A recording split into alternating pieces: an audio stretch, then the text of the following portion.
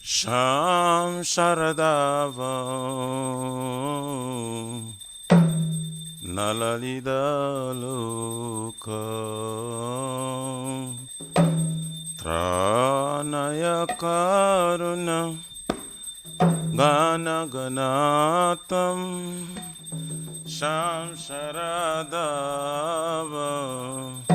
Nalalida Loka Tranaya Karuna Gana Ganatam Praptasya Kalyana Gurunana Vasya Vande Gurashi Charanarabindam Praptasya Kalyana Gurunana Vasya Vande Gurashi Charanarabindam Vande Gurashi Charanarabindam Vande Gurashi Charanarabindam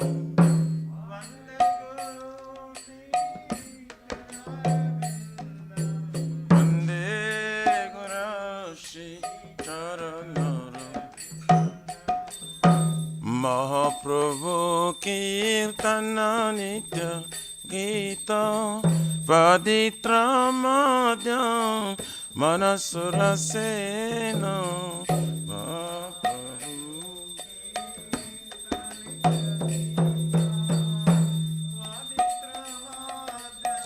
Manasura Sena Romanchakam Pasu Taranga Baju Vande Gurashi Charanarabindam Romanchakam Pasu Taranga Baju Vande Gurashi Charanarabindam Shri Vigrahara Danadityanana Shringaratanma Niramarjanado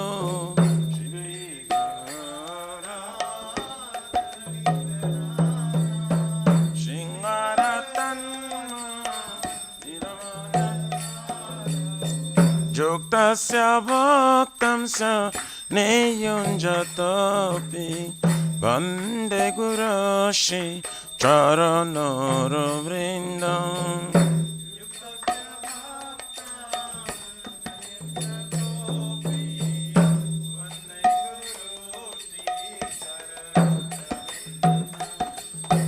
Chaturvidha Shri Bhagavat Prasadam Satana Truptan Hari Bhakta Sangam Chaturvidha Shri Bhagavat Prasadam Satana Truptan Hari Bhakta Sangam Kritvaiva Trupti Bhajata Shadeva Vande Gurashi Charanarabindam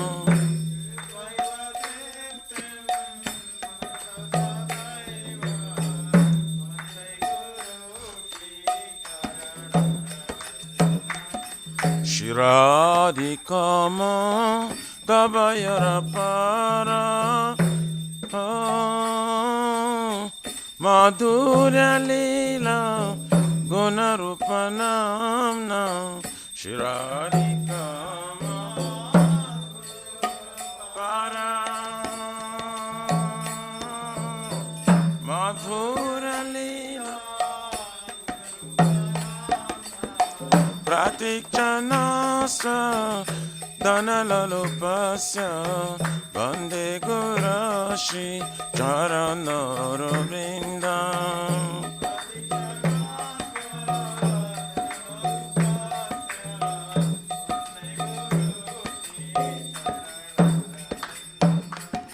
Ne kunjayo no ratikelisidya Jajali veri jokte apekshaniya Ne kunjayo no ratikelisidya Jajali veri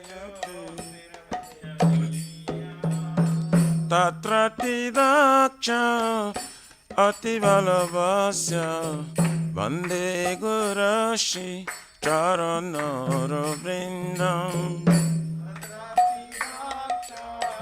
Ativalavasya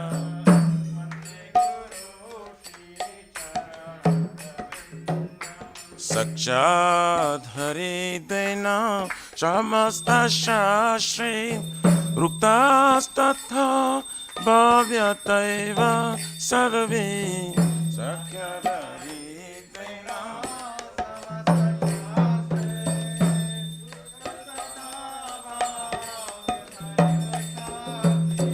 Kintu Prabharja Priya Eva Tasya Vande Gurashi Charanara Vrindam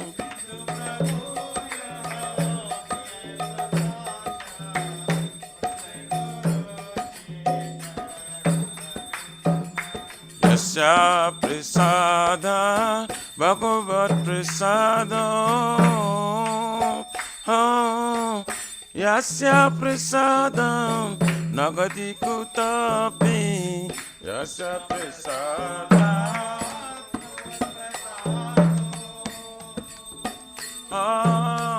Yasya Prasadam Nagadi Kutapi Dayam Stuvam Tasya Yasatri Sandhyam Vande Gurashi Charanara Vrindam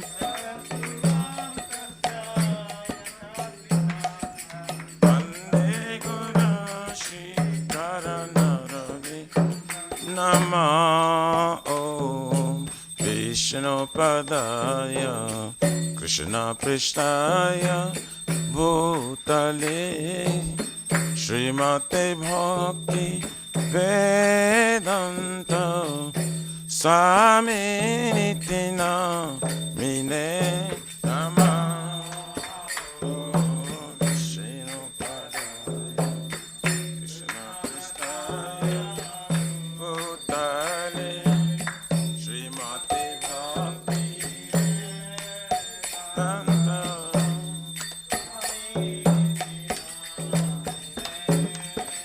Namaste Sarasvate Deve Gauravani Pracharine Nirvishesha Shunyavadi Pachata Dishata Dine Namaste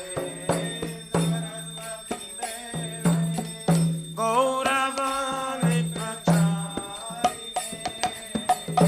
Nirvishesha Shunavadi Vachattarishata Jaya Shri Krishna Chaitanya Prabhu Nityananda Shri Advaita Gadadhara Shivasari Gaur Bhakta Vrinda Shri Krishna Chaitanya Nityananda Gadadhara Shivasari Jaya Shri Krishna Chaitanya Prabhu Nityananda Shri Advaita Gadadhara Shivasari Gaur Bhakta Vrinda Shri Krishna Chaitanya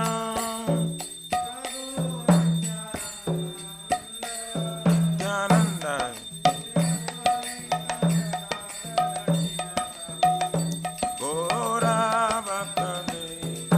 Jaya Shri Krishna Chaitanya Prabhu Nityananda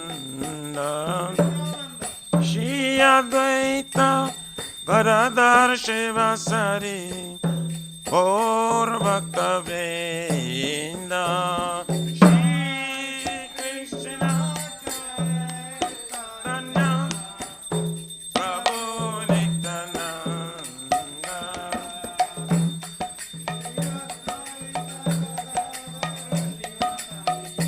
Gaur Bhakta Vrinda.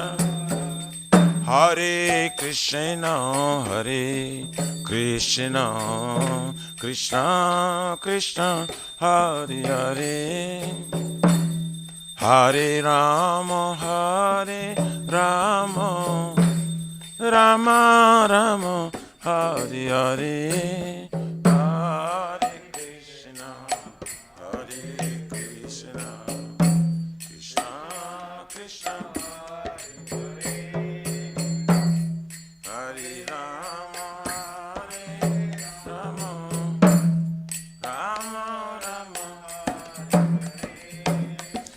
Hare Krishna, Hare Krishna, Krishna Krishna, Hare Hare, Hare Rama, Hare Rama, Rama Rama, Hare Hare, Hare Krishna,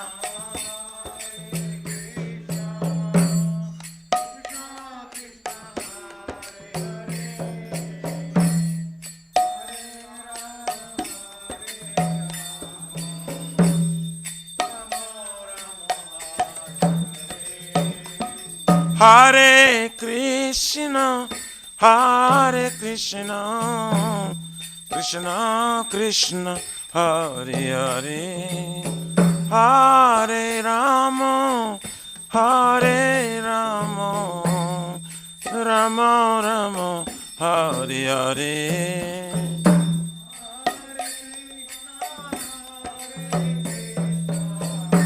Krishna Krishna, Hare Hare, Hare Rama,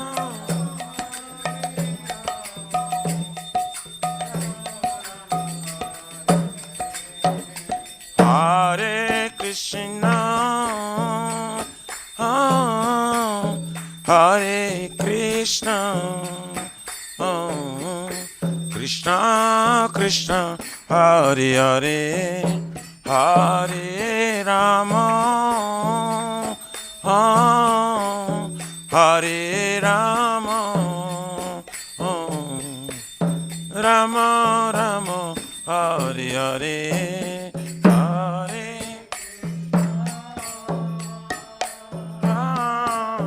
Hare Krishna, Krishna Krishna, Hare Hare, Hare Rama,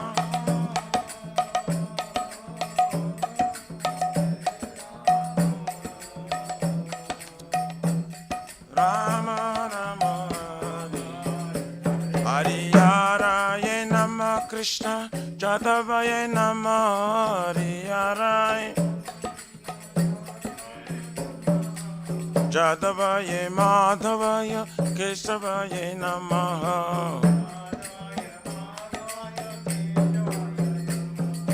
Gopal Govindaram, Shri Madhusudan, Giridhari Gopinath, Madana Mohan, Shri Chaitanya Nityananda, Shri Advaita Sita,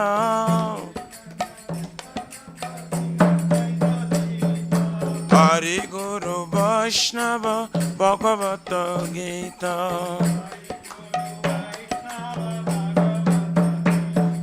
Shri Rupa Sanatan, Bhattaraguna,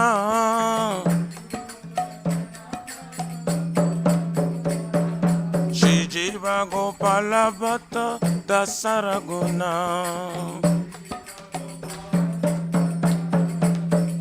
Hare Krishna, Hare Krishna, Krishna Krishna, Hare Hare, Hare Rama, Hare Rama, Ramo Ramo, Hare Hare, Hare Krishna, Hare Krishna,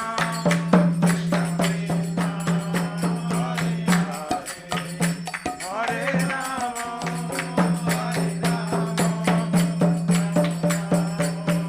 Shri Shri Radha, Nila Madhav, Radha, Nila Madhav, Radhe, Jayo Radha,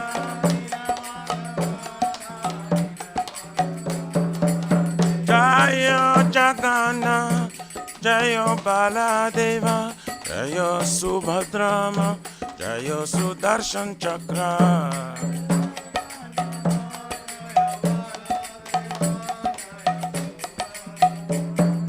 Nitai Gaura Haribo, Haribo, Haribo, Nitai Gaura Haribo.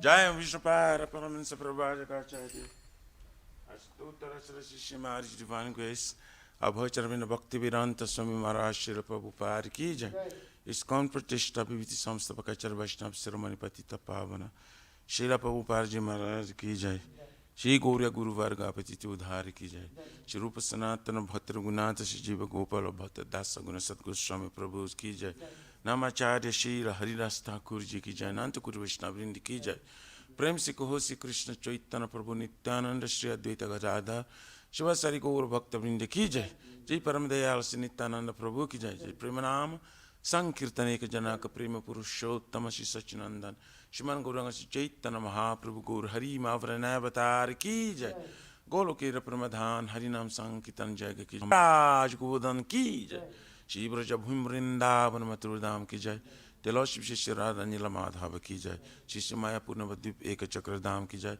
Parama Karuna Shri Gaur Nitai Ki Jai Shri Purushottam Ketra Jagannath Puri Dham Ki Jai Shri Shri Jagannath Swami Baladev Prabhu Smaspadra Devi Sudarshan Chakra Bhagavan Ki Jai Bhakti Sarva Vigna Vinashana Karishangare Bhagavan Ki Jai Sitaram Lakshman Bhakta Hanuman Ji Ki Jai Jaganga Mai Jamuna Mai Ki Jai Tulsi Maharani Brinde Devi Bhakti Devi Ki Jai Shri Mati Radharani Ki Jai Samaveta Bhakta Brinde Ki Jai Nitai Gaurari Pramanande Haribo. All glories to their somebody bodies. All glories to their somebody bodies. All glories to their somebody bodies. All glories, all glories, all glories to Shri Shri Guru Shri Gauranga.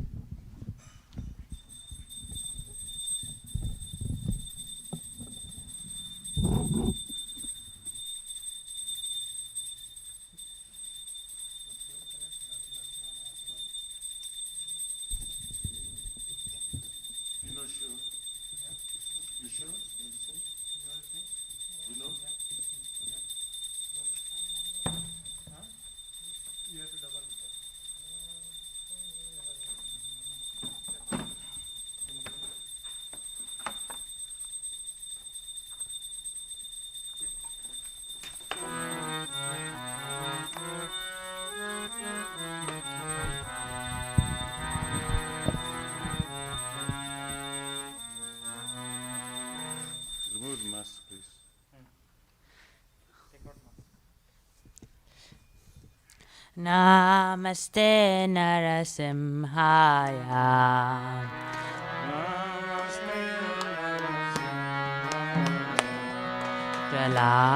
Praladhala Dadayine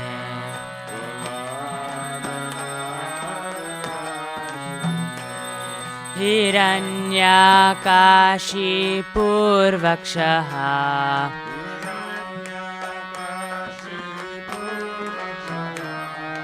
Shilatankanakalaye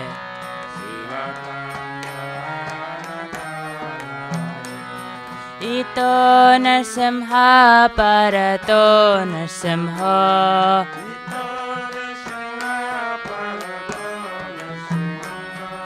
Yato Yato Yami Tato Narasimha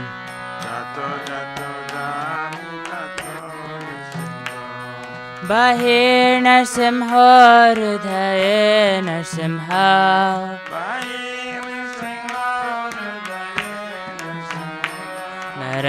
नरसिंहमादिं शरणं प्रपद्ये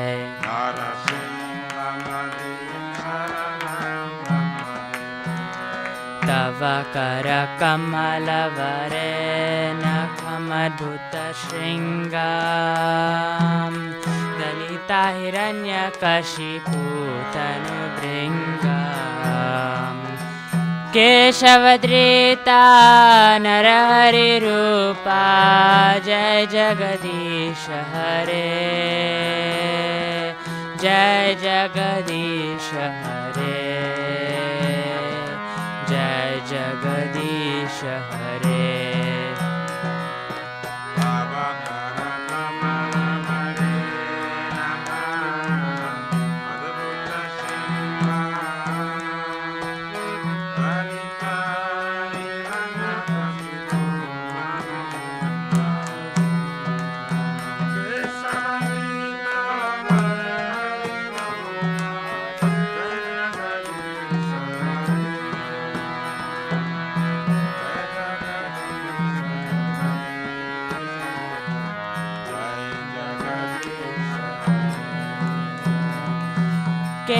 केशवधृता नरहरिरूपा जय जगदीश हरे जय जगदीश हरे जय जगदीश हरे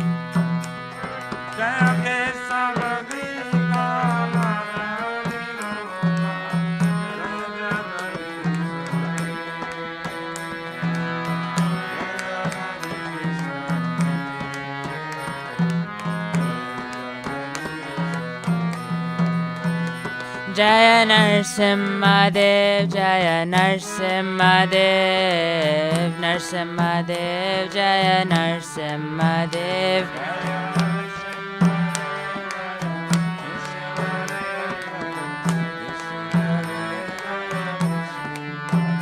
जय प्रहलाद महाराज प्रहलाद महाराज प्रहलाद महाराज जय प्रहलाद महाराज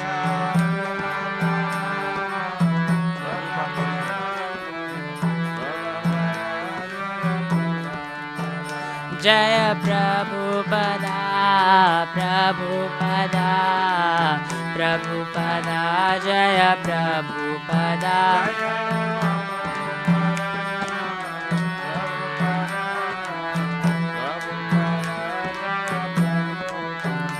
जय गुरुदेवा गुरुदेवा गुरुदेवा जय गुरुदेवा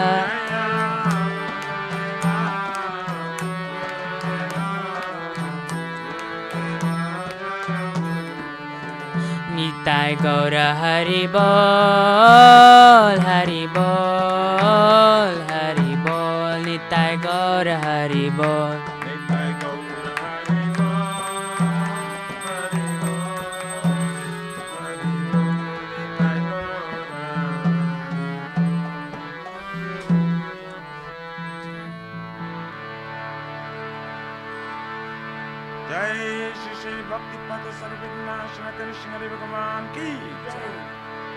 जय भक्त श्रेष्ठ श्री प्रहलाद महाराज की गौर ब्रह्मानंदे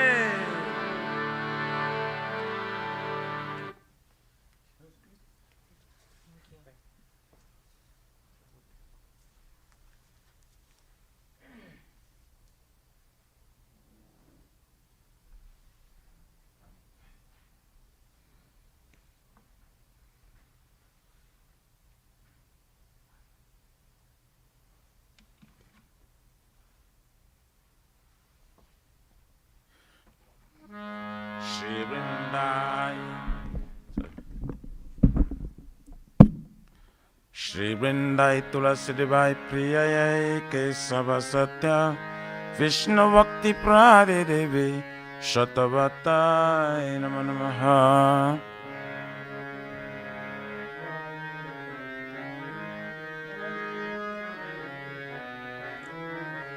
Vrindaye tulasi vai priyaye kesava satya Vishnu bhakti pradidevi satavataye namo namaha.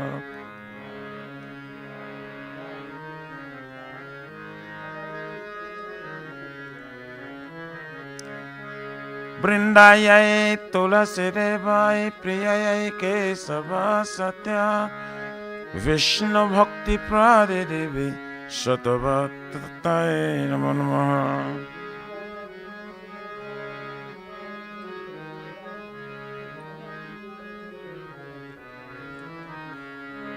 Shrimati Tulasi Maharani Vrinda Devi ki.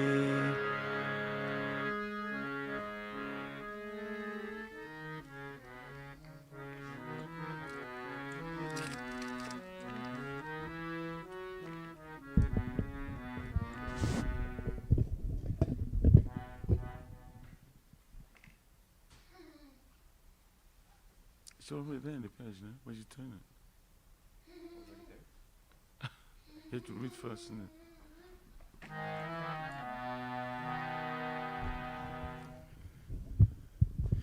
Namo Nama Tulasi Krishna Preyasi Namo Nama Tulasi Krishna Preyasi Namo Namo Tulasi Krishna Preyasi Namo Nama Tulasi Krishna Preyasi Namo Namo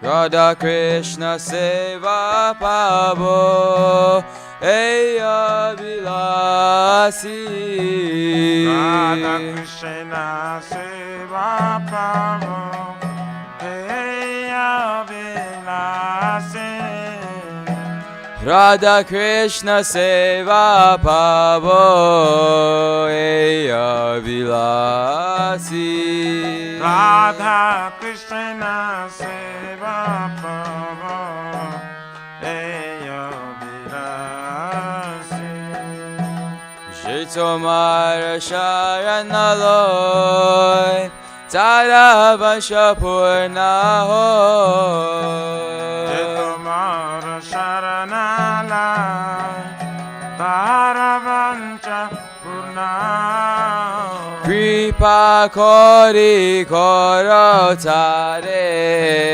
Vrindavanabasi Tumi Kripa Pare Karatare Vrindavanavasi Moraeya Vilas Vilas Kunjeri Avas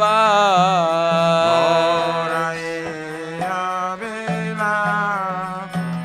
Vilas Kunjediava Nayane Heri Bosada Jugala Ruparasi Aminayane Rivasada Jogala Ruparasi Eni Vedana Daro Sakir Anugata Koro Eni Vedanadara Sakirayano Gatakara Sevari Karari Koro Nijarasi Sevayade Karani Korani Jadasi Dina Krishna Dasekoi Eye Namora Vina Krishna Daseka Eye Namara Shirada Govinda Preme Sadayinabasi Shirada Govinda Sadayinavasi Shirada Govinda Preme Sadayinabasi Shirada Govinda Preme Sada Tani kani cha papani Brahma Tati kani cha Tani tani prana shanti Pradakshina pade pade Yani kani sapapani Brahma hatari kani sa Tani tani pranashanti Pradakshina pade pade Yani kani cha papani Brahma Tati kani cha Tani tani prana shanti Pradakshina pade pade Yani kani sapapani Brahma hatari kani sa Tani tani pranashanti Pradakshina pade pade Yani kani cha papani Brahma Tati kani cha Tani tani prana shanti Pradakshina pade pade Kani sapapani Brahma hatari kani sa Tani tani pranashanti Pradakshina pade pade Hare Krishna, Hare Krishna, Krishna Krishna, Hare Hare, Hare Rama, Hare Rama, Rama Rama, Hare Hare. Krishna, Hare Krishna, Krishna Krishna, Hare Rama, Hare Rama, Rama Rama, Hare Hare. Hare Krishna, Hare Krishna, Krishna Krishna, Hare Hare, Hare Rama, Hare Rama, Rama Rama, Hare Hare. Hare Krishna, Hare Krishna, Krishna Krishna, Hare Hare, Hare Rama, Hare Rama, Hare Hare. Jaya Tusi Maharani, Jaya Tusi Maharani, Jaya Tusi Maharani, Jaya Tusi Maharani.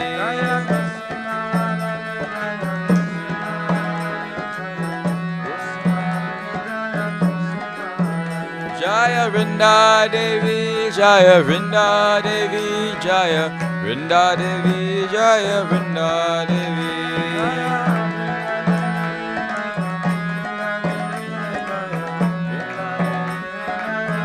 Nitagora Haribo, Haribo, Haribo, Nitagora Haribo.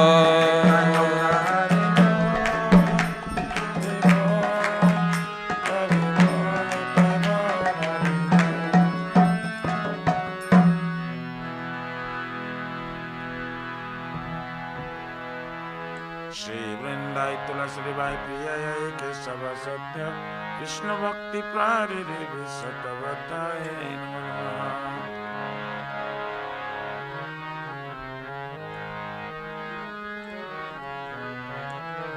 Vrindai Tulasi Vai Priya Kesava Satya Vishnu Bhakti Prari Devi Satavataye Namaha.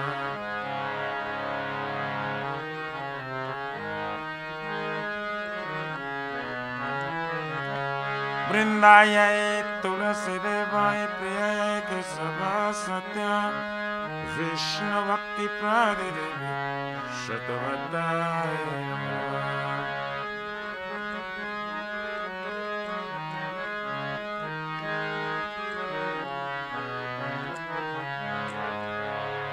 Shrimati Tulasi Maharani Vrindare Viki Jai.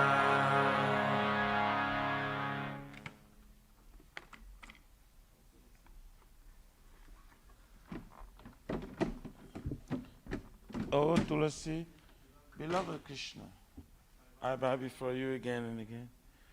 My desire to obtain the service of Shri Radha and Krishna. Whoever takes shelter of his wishes fulfilled, bestow your mercy upon him, you make him resident of Vrindavan. My desire is that you also give me a residence, pleasure grows of Shri Vrindavan. That's within my vision. I will always behold a beautiful pastimes of Radha and Krishna. I beg you to make me a follower with them, says of Raj. Please give me the privilege of devotional service and make me your own maid servant. This very fallen and lowly servant of Krishna prays. May I always see me love Shri Radha and Govind. Shri Mati Tulasi Maharani Brinda Devi ki jai.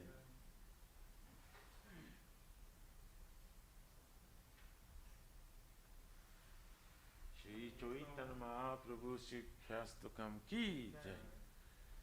Chito Darpanam Majnam Pavamadavam Nidvapanam Shri Akari Vachandrika Vitaranam Vidya Vadhu Jivanam Anandam Buddhivardhanam Pratipadam Purnamrita Shradanam Sarvatmasnam Param Param Vijayati Shri Krishna Sankirtanam Nam Namakari Vaudha Nija Sarva Shaktis Tatrapita Niyamita Shmarane Nakala Itadrushi Tava Kripaya Bhagavan Mamapi Durdhaiva Midrishamya Janinanuraga Trinadapi Sunichena Tarorapi Sahashnuna Amanina Manadena Kirtaniya Sada Hari Na Dhanam Na Janam Na Sundarim Kavitam Vajagarishaka Maye Mama Janmani Janmanishwari Bhavatar Bhakti Rahaitu Tvai Oinanda Tanuja Kinkaram Patitam Mam Visame Bhavam Buddho Kripaya Tavapada Pankaja Titaduli Sadrisham Vichintaya Nayanam Galorashru Dharaya Vadanam Gadagadharudaya Gira Pulakari Chitam Bapukara Tavanam Agrahane Bhavisati Juga Itam Nimishena Chakyusha Prarusa Itam Sunya Itam Jagata Sarvam Govinda Virahiname Asli Shava Padaratam Pinastumam Adarshanar Marmahatam Karotuva Chatatatava Vidadatu Lampato Matrana Tastu Saivana Paraha Hare Krishna Krishna Krishna Hare Hare Hare Rama Rama Rama Hare Hare Jai Shri Chaitanya Mahaprabhu Siddhastakam ki jai. Namo Mahavadanyaya Krishna Prema Pradayati Krishna Krishna Chaitanya Guru Krishna. Glory to the Shri Krishna Sankirtana, which cleanses the heart of all the dust accumulated for years and extinguishes the fire of conditional life of repeated birth and death. This Sankirtan moment is the prime benediction for humanity at large, because it spreads the rays of the benediction moon. It is the life of all transcendental knowledge. It increases the ocean of transcendental bliss and enables us to fully taste the nectar for which we're always anxious. O my Lord, your holy name alone can render all benediction to living beings, and thus you have hundreds and millions of names like Krishna and Govinda. In these transcendental names you have invested all your transcendental energies. There is not even hard and fast rules for chanting these names. O my Lord, out of kindness you enable us to easily approach you by your holy names, but I am so unfortunate that I have no attraction for them. Once we chant the holy name of the Lord in a humble state of mind, think oneself Lord and stroll in the street, one should be more tolerant than the tree, devoid of all sense of false prestige, and should be ready to offer all respect to others. In such state of mind, one can chant the holy name of the Lord constantly. O Almighty Lord, I have no desire to accumulate wealth, nor do I desire beautiful women, nor do I want any number of followers. I only want your cause of devotional service, birth after birth. O son of Maharaj Nanda Krishna, I am your eternal servitor. Yes, somehow or other I am falling in this ocean of birth and death.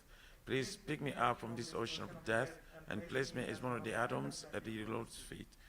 O my Lord, when my eyes will be decorated with tears of love, flowing constantly when I chant the holy name? When will my voice choke up, and will the hairs of my body stand on end at the recitation of your name? O Govinda, feeling your separation, I am considering a moment to be like 12 years or more. Tears are flowing from my eyes like torrents of rain, and I feel all vacant in the world in your absence. I know no one but Krishna as my Lord, and he sure remains so, even if sandals me roughly by his embrace, or makes me broken-hearted by not being present before me. He is completely free to do anything and everything, for he is always my worshipful Lord, unconditionally. Shri Shri Shikyastakam Ki Jai.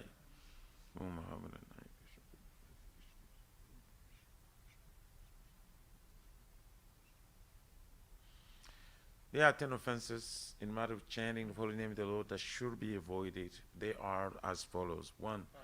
To blaspheme the devotees who dedicated life for propagating the holy name of the Lord. 2. To consider names the demigods, the Lord Shiva and Lord Brahma, to be equal to or independent of the name of Lord Vishnu. 3. To disobey the orders of the spiritual master. 4. To blaspheme the Vedic literature or literature and pursuance of Vedic version. 5. To consider the glory of chanting Hare Krishna to be imagination. 6. To give some interpretation of the holy name of the Lord. 7. To commit sinful activities on strength of chanting the holy name of the Lord. 8. To consider chanting Hare Krishna as one of the auspicious ritualistic activities which offered Vedas as fruitive activity karma kanda. 9. To instruct the faithless person by the glories of the holy name. And 10. To not have complete faith in chanting the holy names, and to maintain material attachments, even after understanding so many instructions on this matter. It also an offense to be inattentive while chanting. Every devotee who claims to be Vaishnava must carefully guard against these influences in order to quickly achieve the desired success. Krishna Prema. Now let us offer our most humble obeisances unto all the Vaishnavas, devotees of the Lord. They are just desired trees, they can fulfill the desires of everyone, and they are full of compassion for the fallen conditioned souls. Jai Vancha Kalpatarubhyascha Kripa Sindhu Devacha Patitana Pavane Vaishnava Jai Ananta Koti Vaishnavrinda Ki Jai Gaura Pramanande.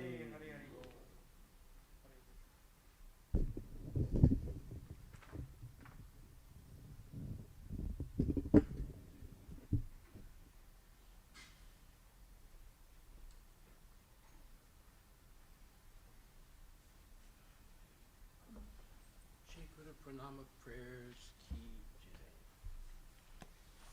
Om Kenya Tibirantasya Jnanam Janasalakaya Chakshurmilitam Jena Tasmai Shri Gurave Namaha Shri Chaitanya Visitam Sthapitam Jena Bhutale Swayam Rupa Kamayam Dadati Swabhavatam Namadeham Shri Guru Shri Gurupadaparamaham Shri Guru Vaishnavam Cha Shri Rupam Sagrajatam Sagnanagnatam Samsajivam Sadvitam Savadvitam Harinasaitam Krishna Chaitanya Shri Radha Krishna Padam Sahagana Sri Sakamidam Nama Om Vishnu Padaya Krishna Prasthaya Bhutale Shrimati Bhakti Vedanta Swami Namini Namaste Saraswati Devi Gurvani Pacharine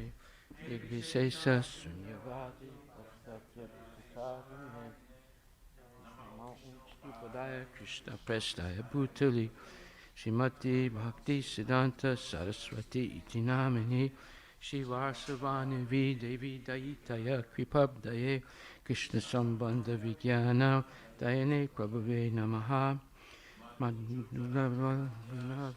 Madhugar Bhaktita Shri Gora Karuna Shakti Vigrahaya Namastute Namaste Gauravani Shri Murtaye Dhiratarine Rupanuga Virudapa Apasiddhanta Dvantaharine Namo Gora Kishoraya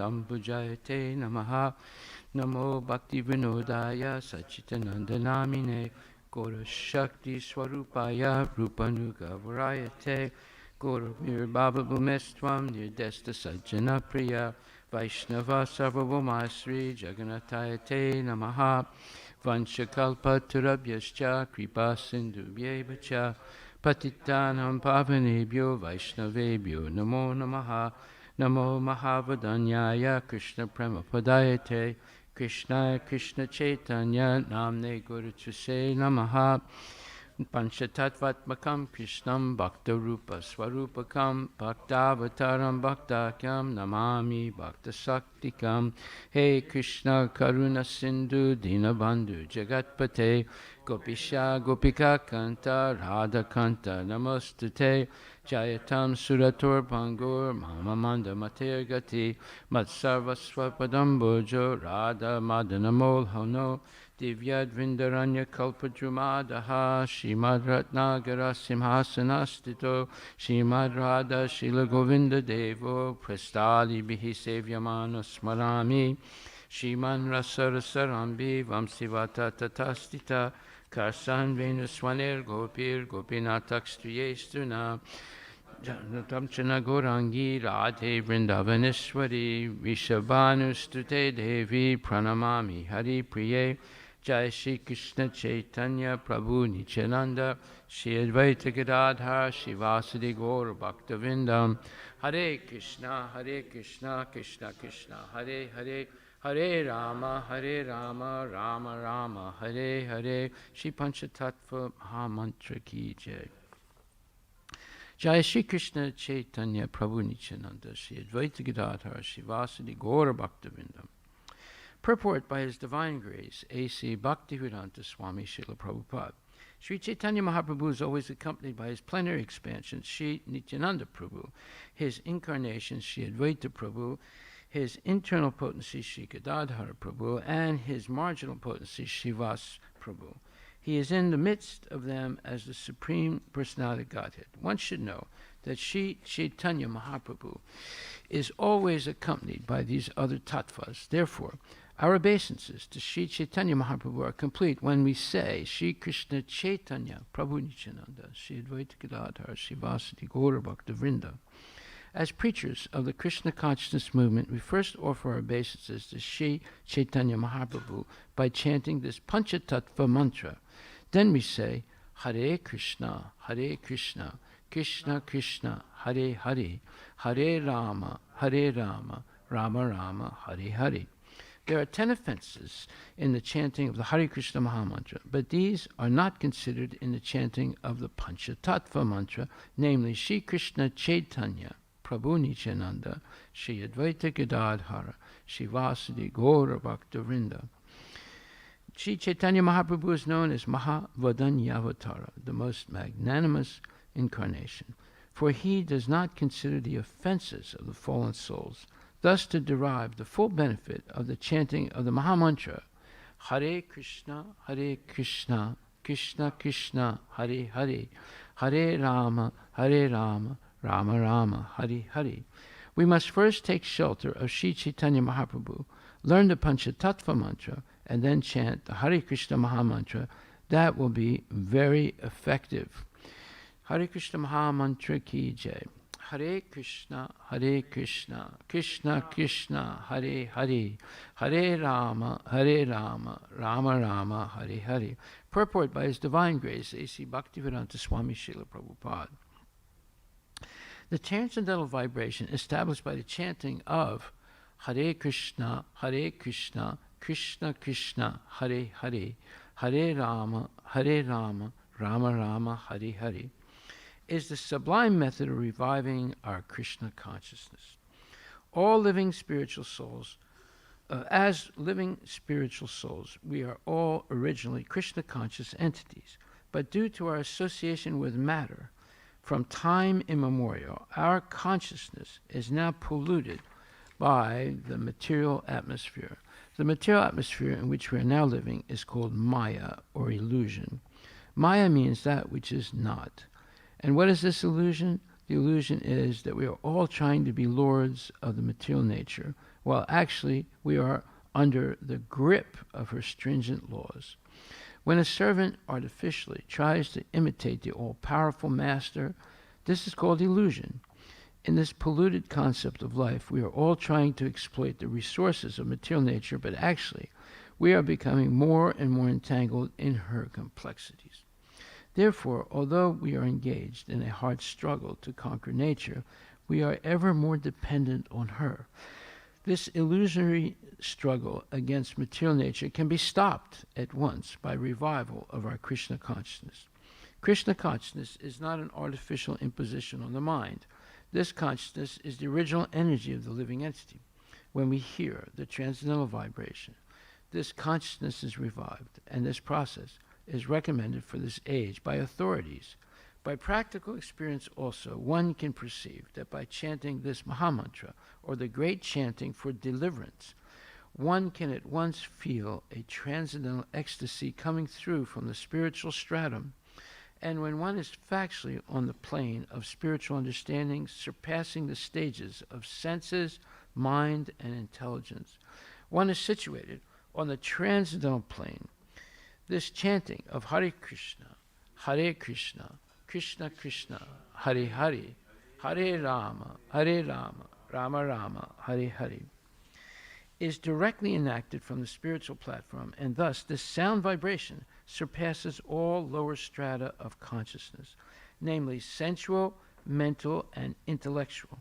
There is no need, therefore, to understand the language of the mantra, or is there any need for mental speculation or any intellectual adjustment for chanting this Mahamantra. It springs automatically from the spiritual platform, and as such, anyone can take part in the chanting without any previous qualification and dance in ecstasy. We have seen this practically. Even a child can take part in the chanting, or even a dog can take part in it.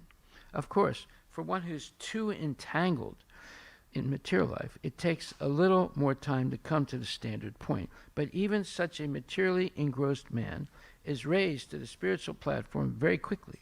When the mantra is chanted by a pure devotee of the Lord in love, it has the greatest efficacy on the hearers, and as such, this chanting should be heard from the lips of a pure devotee of the Lord, so that immediate effects can be achieved. As far as possible, chanting from the lips of non-devotees should be avoided. Milk touched by the lips of a serpent has poisonous effects. The word Hara, or Srimati Radharani, is the form of addressing the energy of the Lord, and the words Krishna and Rama are forms of addressing the Lord himself. Both Krishna and Rama mean the supreme pleasure, and Hara, or Radharani, is the supreme pleasure energy of the Lord, changed to Hare in the vocative. The supreme pleasure energy of the Lord helps us to reach the Lord. The material energy, called Maya, is also one of the multi-energies of the Lord, and we, the living entities, are also the energy or marginal energy of the Lord. The living entities are described as superior to material energy. When the superior energy is in contact with the inferior energy, an incompatible situation arises. But when the superior marginal energy is in contact with the superior energy, called Hara or Srimati Radharani, the living entity is established in his happy, normal condition. These three words, namely Hare, Krishna, and Rama, are the transcendental seeds of the Mahamantra. The chanting is a spiritual call for the Lord and his internal energy, Hara or Radharani, to give protection to the conditioned soul. This chanting is exactly like the genuine cry of a child for its mother. Mother Hara helps the devotee achieve the grace of the Supreme Father, Hari, or Krishna, and the Lord reveals himself to the devotee who chants this mantra sincerely. No other means of spiritual realization, therefore, is as effective in this age as chanting the Mahamantra. Hare Krishna, Krishna Krishna, Hare Hare, Hare Rama, Rama Rama, Hare Hare. Srimad Bhagavatam, Grantaraj Ki Jai. So, we're continuing to read from the second canto, 9th chapter, and verse number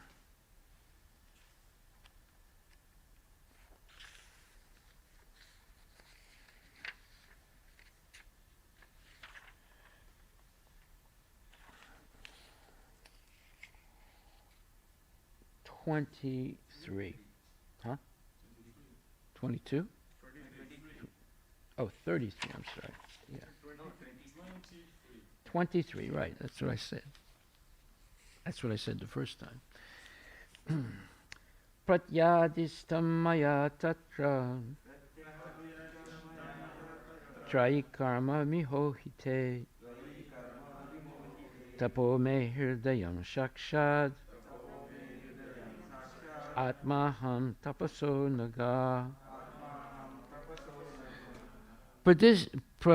Pratyadistam, ordered, maya, by me, tatra, because of, tvai, unto you, karma, duty, vimohite, being perplexed, tapa, penance, me, hirdayam, heart, shakshat, directly, atma, life and soul, aham, myself, tapasa, of one who is engaged in penance, anaga, O sinless one. Translation by Srila Prabhupada. O sinless Brahma, you may know from me that it was I who first ordered you to undergo penance when you were perplexed in your duty. Such penance is my heart and soul, and therefore penance and I are non-different. Notice that the Lord refers to Brahma as O sinless one, because he has not committed any sins. He was just confused about what he should do, who is his origin, what is his purpose in life, because the material creation had not been created yet. But he hears these two syllables, tapa, and he immediately understands that to understand all these things, he should engage in penance. Penance means you have made some mistake and you atone for it by accepting voluntary discomfort and voluntary, in a sense, suffering. So he meditates for over 1 billion years. And eventually he becomes self-realized by hearing the flute of Krishna, and then Krishna reveals transcendental knowledge to him from his heart, and he eventually sees Krishna face to face, and Krishna gives him a vision of Vaikuntha, the spiritual world.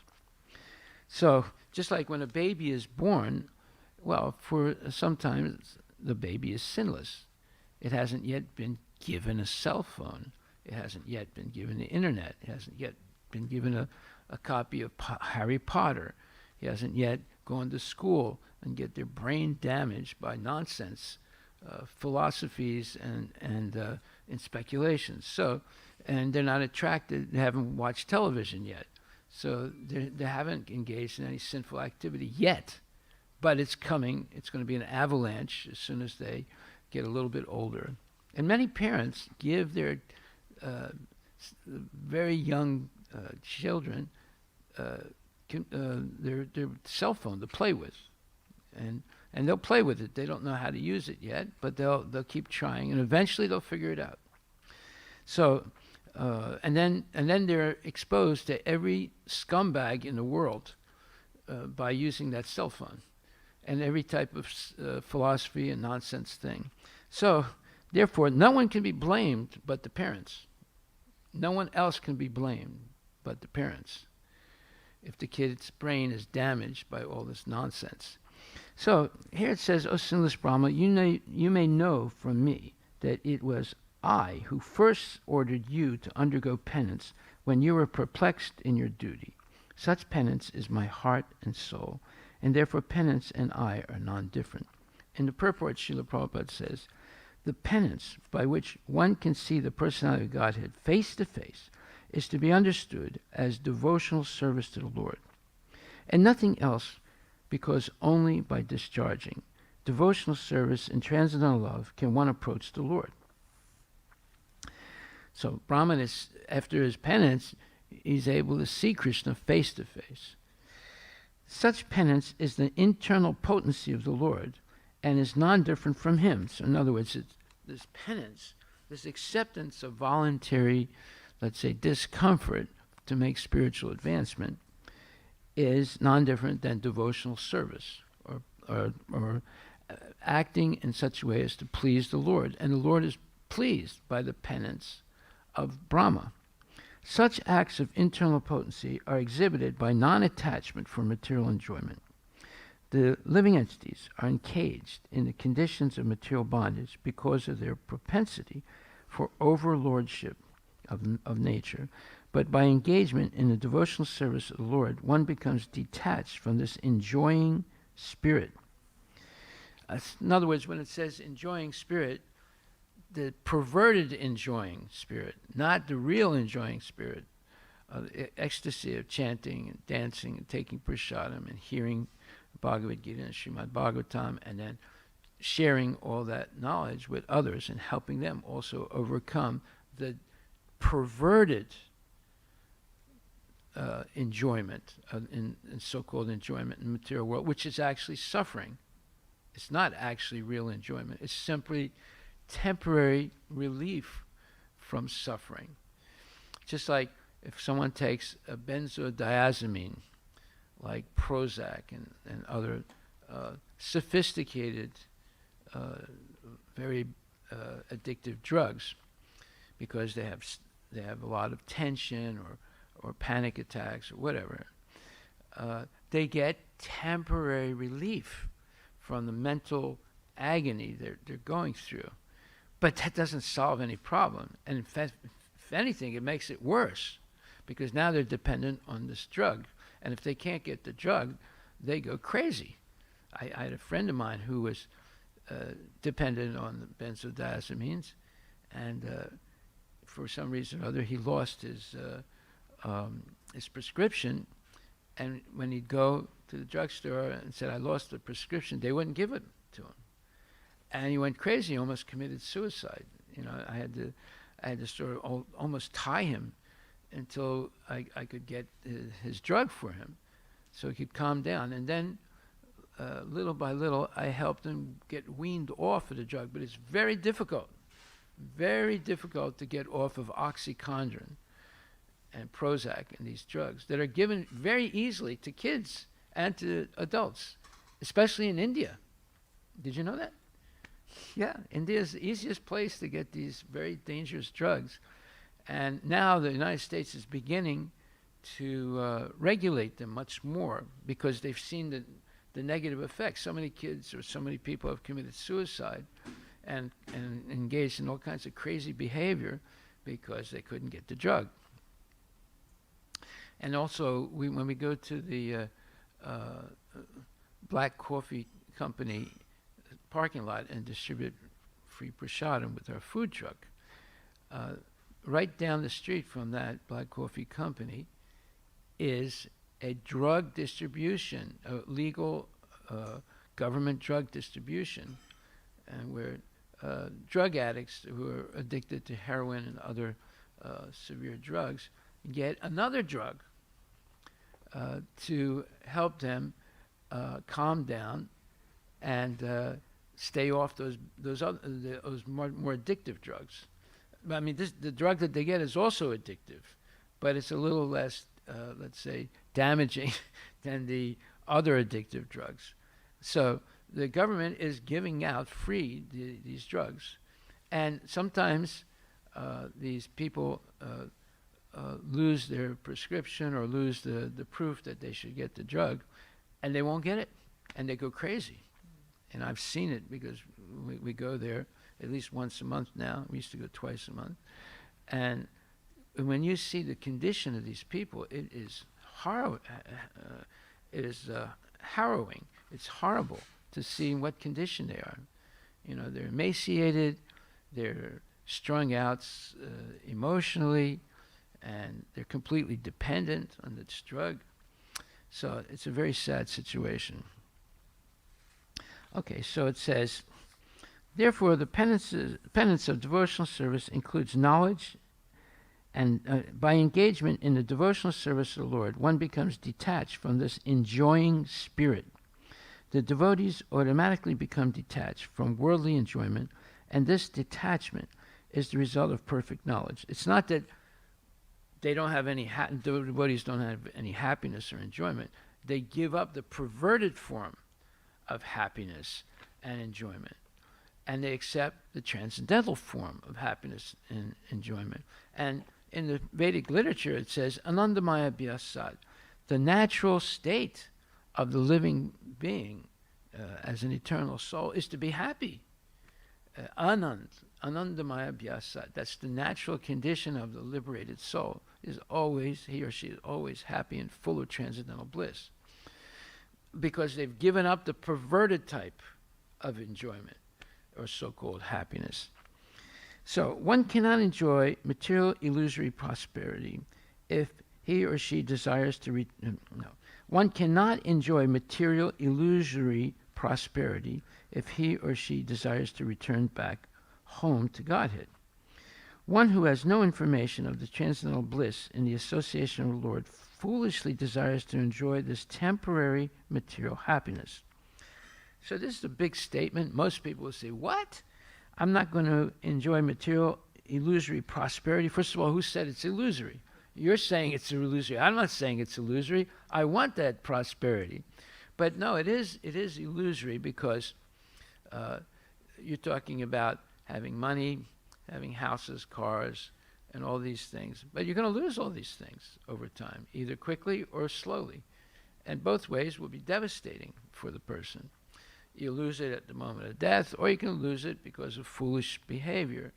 I had a friend of mine, he was a multimillionaire, and he studied this one stock for about 2 years. He was following it, and he was very careful because, you know, he had a lot of money, but he didn't want to waste any of it. He didn't want to make a mistake. So at one point, he became completely convinced that this stock was way under evaluated, and it had tremendous growth potential. So he bought $2 million of that stock.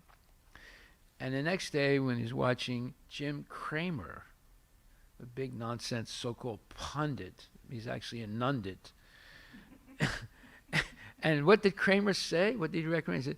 He said, don't buy the same stock that he bought the day before. And he recommended to all his 1 million or 800,000 listeners, don't buy this stock. And if you have it, dump it immediately. And my friend was horrified.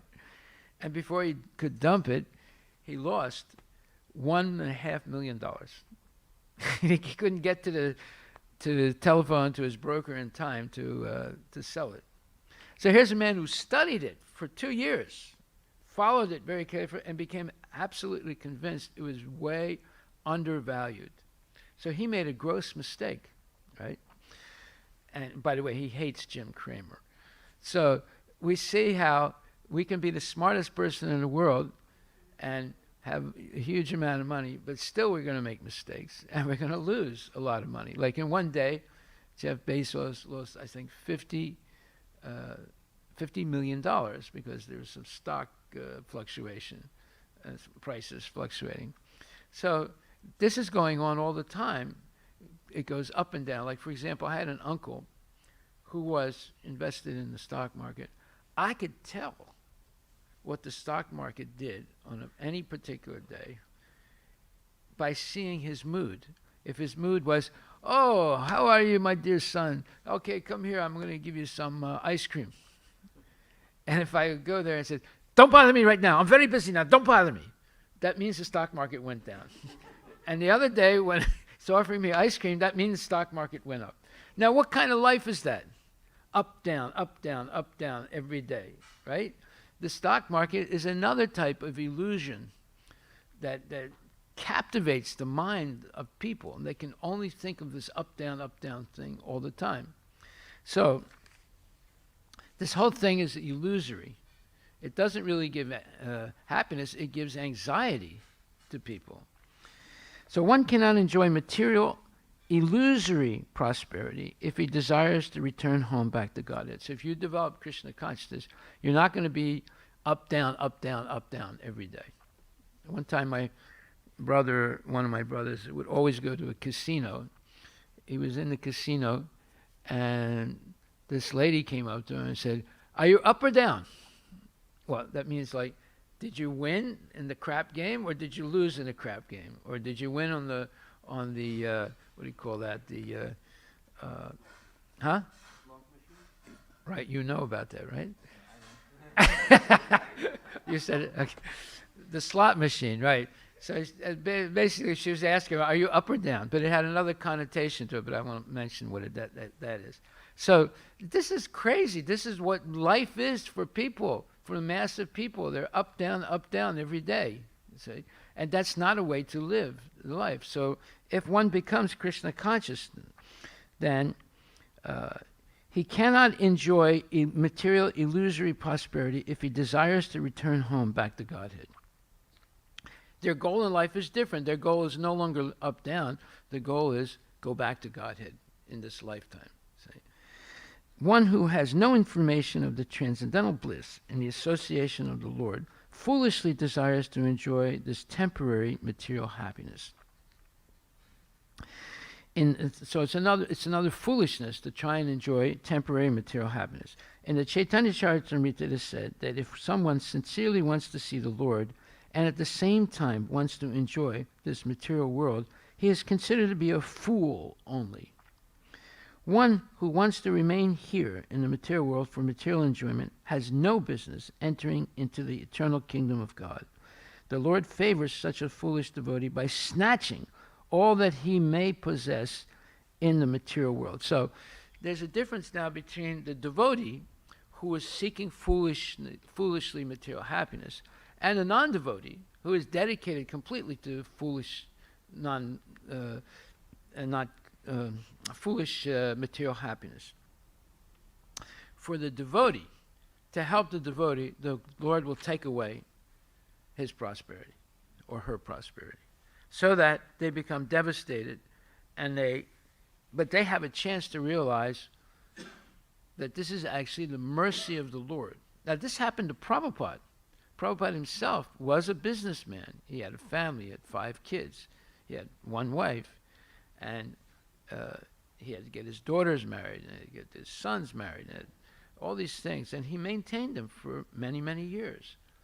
At least 40 years he maintained them.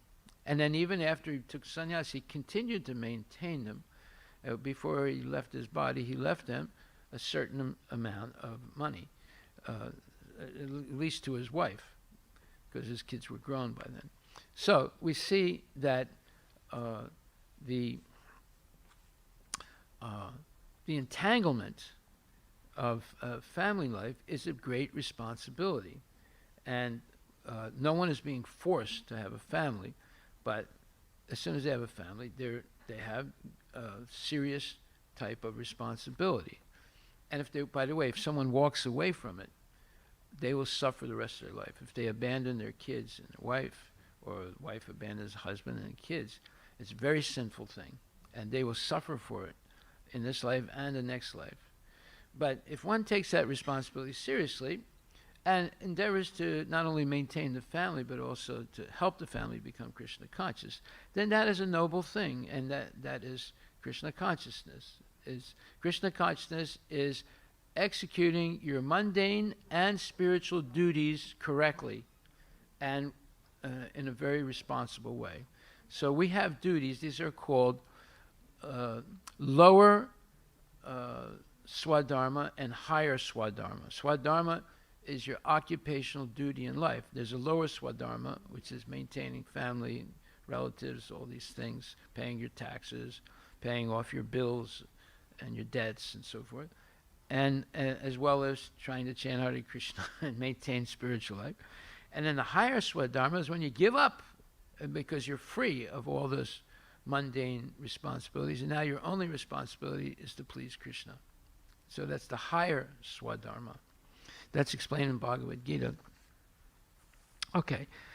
In the Chaitanya Charitamrita it is said that if someone sincerely wants to see the Lord and at the same time wants to enjoy this material world, he is considered to be a fool only.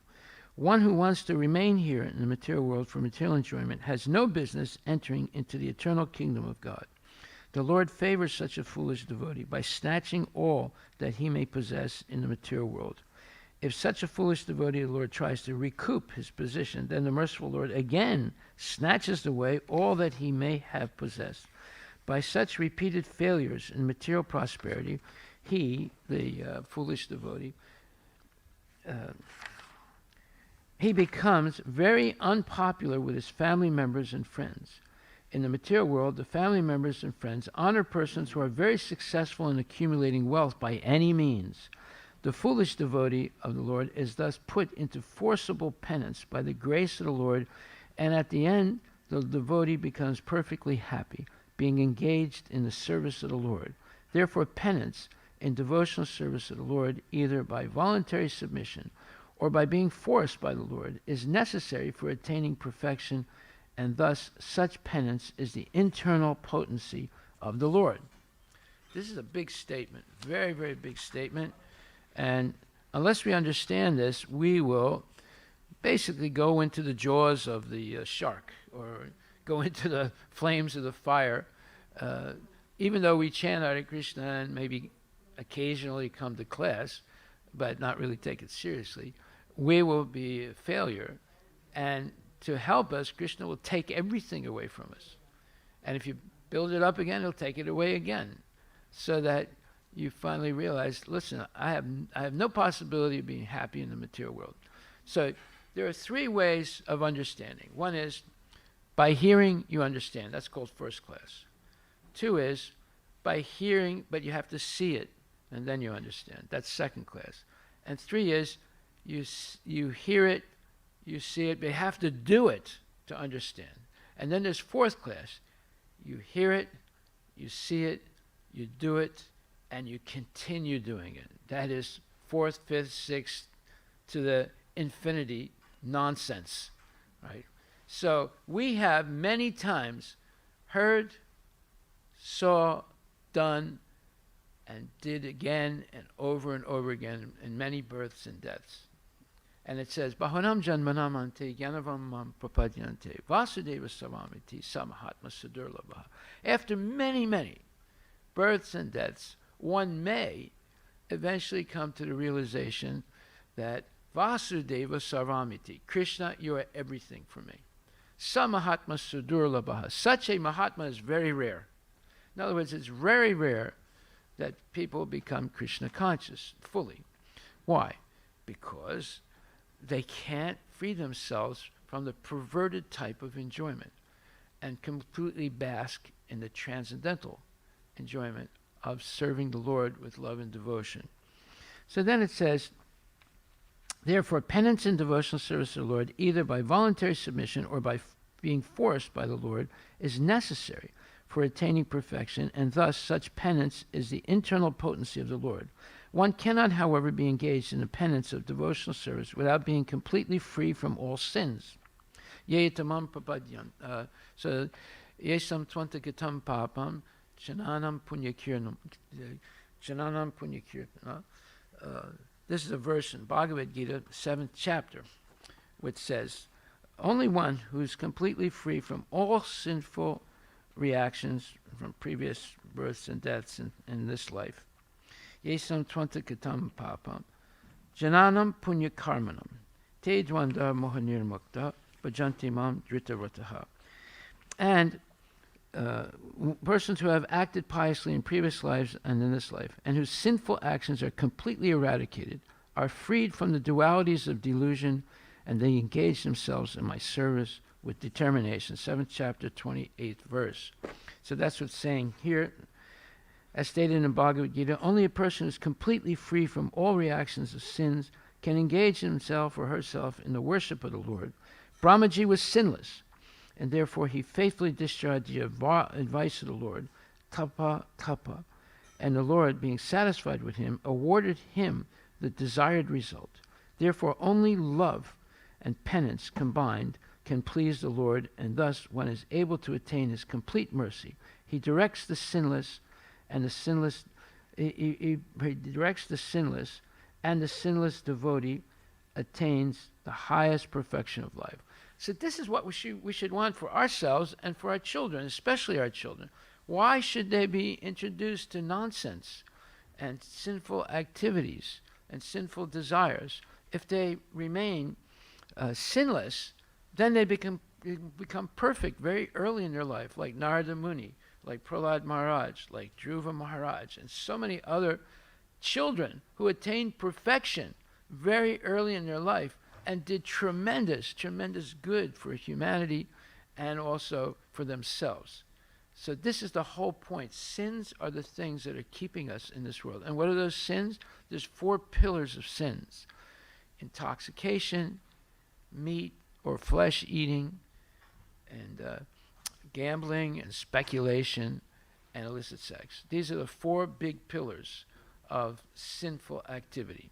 So if you go to a casino, in about, I would say 10, 15 minutes, you would break all 4 principles. All 4. Not just 3 or 2 or 1, all 4 of them.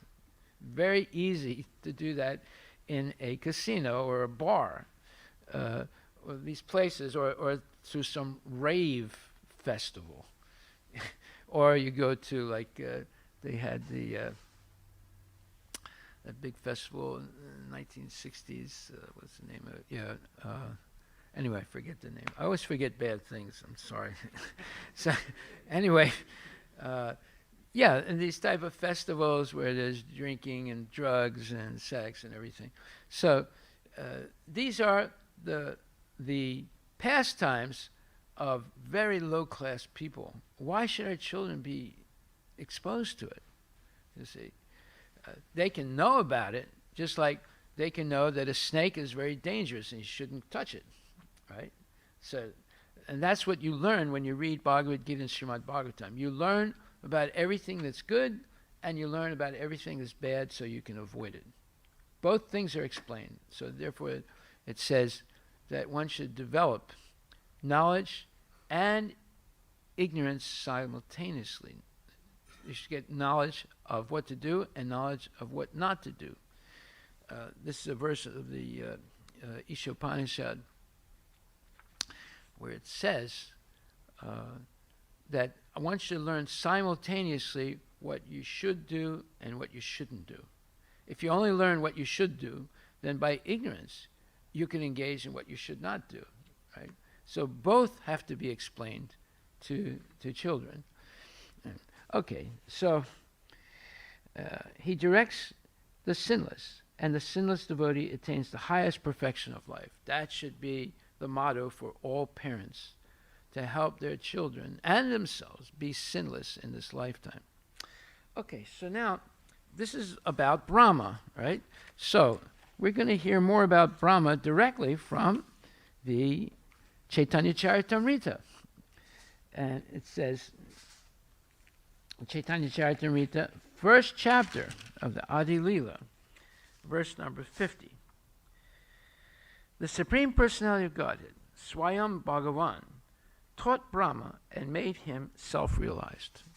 You see how there is a tremendous correspondence between Bhagavad Gita, Srimad Bhagavatam, Nectar of Devotion, teachings of Lord Chaitanya, Chaitanya Charitamrita, and Nectar of Devotion. Tremendous correspondence.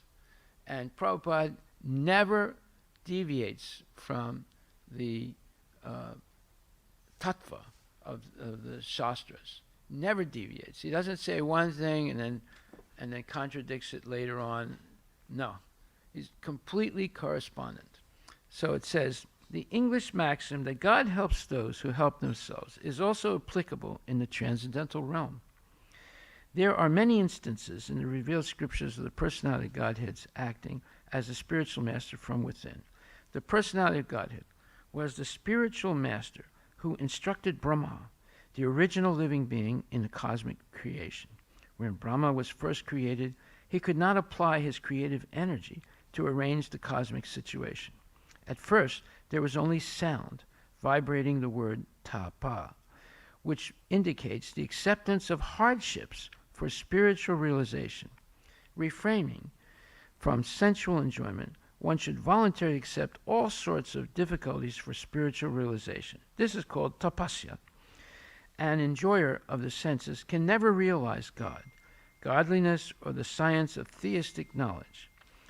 Thus, when Brahma, initiated by Sri Krishna by the sound vibration tapa, engaged himself in acts of austerity by the pleasure of Vishnu, he was able to visualize the transcendental world, Sri Vaikuntha, through transcendental realization. So this is called the internet. The internet. Just like Sanjaya, he's sitting in Delhi and telling Dhritarashtra what's happening in Kurukshetra, which is 3-4 hours away, right? Maybe longer, I'm not sure. But it's definitely, he had this inner internet. It's not Twitter, it's not Instagram, it's not Microsoft, it's not Amazon, it's not Facebook. It's KrishnaNet, and it's an type of television, but it's not based on electromagnetic waves. It's based on Krishna directly speaking to the living entity and revealing himself and revealing knowledge to the living entity. Therefore it says, Sarvasya chaham hridi sanivisto matak smriti jnanam apahanam cha vedaischa sarvaraham eva vedya vedanta krit vedavid eva chaham. This is 15th chapter, 15th verse. 15:15. That's the lucky number today. 15:15. You should read that verse and read the purport to that verse. Krishna says that he is the giver of knowledge, remembrance, and forgetfulness. Just like Ravana's brother, Kumbhakarna. He was worse than Ravana, much more powerful than Ravana himself, although Ravana was very powerful. And when the demigods saw that Brahma gave a benediction to Ravana, and now it was Kumbhakarna's turn to get a benediction, then they were horrified. And they said, okay, it's bad enough that Ravana has a benediction, but if Kumbhakarna gets it, we're done. We're toast. So they prayed to Krishna, don't let this happen. And Krishna inspired Saraswati to scramble his brain. And then when Brahma said, what do you want, Kumbhakarna? And he said, I want Indrasen. That means he wanted Indrasen. He wanted the position of Indra so he could, but he didn't say that. He said he made a mistake. He made a mistake of consonant. He said, I want Nidrasen. So Brahma immediately said, so be it. Tadastu. And then he went to sleep. And he stays asleep 364 days in a year, or 365 on a leap year. And only one day he's awake. And that way, whatever damage he does is very limited, right? And then he goes to sleep again. Because he said Nidrasen instead of Indrasen. So his mind was scrambled by Saraswati. And believe me, 99% of people's minds are scrambled in this world today. You know, and they're looking for Indrasen or Krishnasen. They want the seat of Lord Krishna. And that's what we read in the Guru Pranama prayers at the end, where there's an explanation of the Hare Krishna Mahamantra. Everyone is trying to be the dominator in the world today. Everyone wants to be Bezos or Gates or people like that, or President of the United States or Putin or whatever. And because of that, they exploit people and try and exploit the energies in nature. So it says here, the personality of Godhead was a spiritual master who instructed Brahma, the original living being, in the cosmic creation. When Brahma was first created, he could not apply his creative energy to arrange the cosmic situation. At first, there was only sound vibrating. Okay. An enjoyer of senses can never realize God, godliness, or the science of theistic knowledge. Thus, when Brahma, initiated by Sri Krishna by the sound vibration tapa, engaged himself in acts of austerity by the pleasure of Vishnu, and by the pleasure of Vishnu, he was able to visualize the transcendental world, Sri Vaikuntha, through transcendental realization. Modern science can communicate using material discoveries such as radio, television, and computers, but the science invoked by the austerities of Sri Brahma, the original father of mankind, was still more subtle. In time, material scientists may also know how we can communicate with the Vaikuntha world. Lord Brahma inquired about the potency of the Supreme Lord and the personality of Godhead, answered his inquiry in the following 6 consecutive statements. These instructions, which are reproduced from Srimad Bhagavatam, 2nd Canto, 9th chapter, 31st to 36th verse, which we're going to come up to very soon. We're on the 23rd right now. These are the nutshell verses of the whole Bhagavatam. The whole Bhagavatam is based on these verses. These verses were imparted by the personality of Godhead, acting as the supreme spiritual master.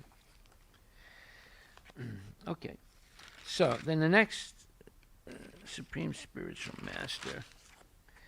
Jnanam parama guyam me yad vijnana samanvitam sarahasyam tad angam cha grahana gaditam maya. And so Krishna is telling Brahma, please hear attentively what I shall speak to you, for transcendental knowledge about me is not only scientific but also full of mysteries. So now Krishna is going to speak this transcendental knowledge to Brahma and illuminate him so that he can perform the secondary material creation. Krishna is the first creator of the elements and so forth, and then Brahma takes them and transforms them into bodies and living entities are impregnated in the material world by Krishna or Vishnu, and so forth. The material creation begins. Okay. So please hear attentively what I shall speak to you, for transcendental knowledge about me is not only scientific, but also full of mysteries. And in the purport, Prabhupada says, transcendental knowledge of Sri Krishna is deeper than the impersonal knowledge of Brahman, for it includes knowledge of not only his form and personality, but also everything else related to him. There is nothing in existence not related to Sri Krishna. In a sense, there is nothing but Sri Krishna, and yet nothing is Sri Krishna save and except his primeval personality. This knowledge, or this what's called simultaneous and inconceivable oneness and difference, achintya beda abeda tattva. This knowledge constitutes a complete transcendental science, and Vishnu wanted to give Brahmaji full knowledge about this science. The mystery of this knowledge culminates in personal attachment to the Lord, with the resulting effect of detachment from anything non-Krishna. There are 9 alternative transcendental means of attaining the stage of hearing, chanting, remembering, serving the lotus feet of the Lord, worshiping, praying, assisting, fraternizing with the Lord, and sacrificing everything for him. These are different parts of the same devotional service, which is full of transcendental mystery. The Lord said to Brahma that since he was pleased with him, by his grace the mystery was being revealed. So spiritual knowledge is revealed. It is not learned as material knowledge. It is a descending process as opposed to an ascending process of knowledge.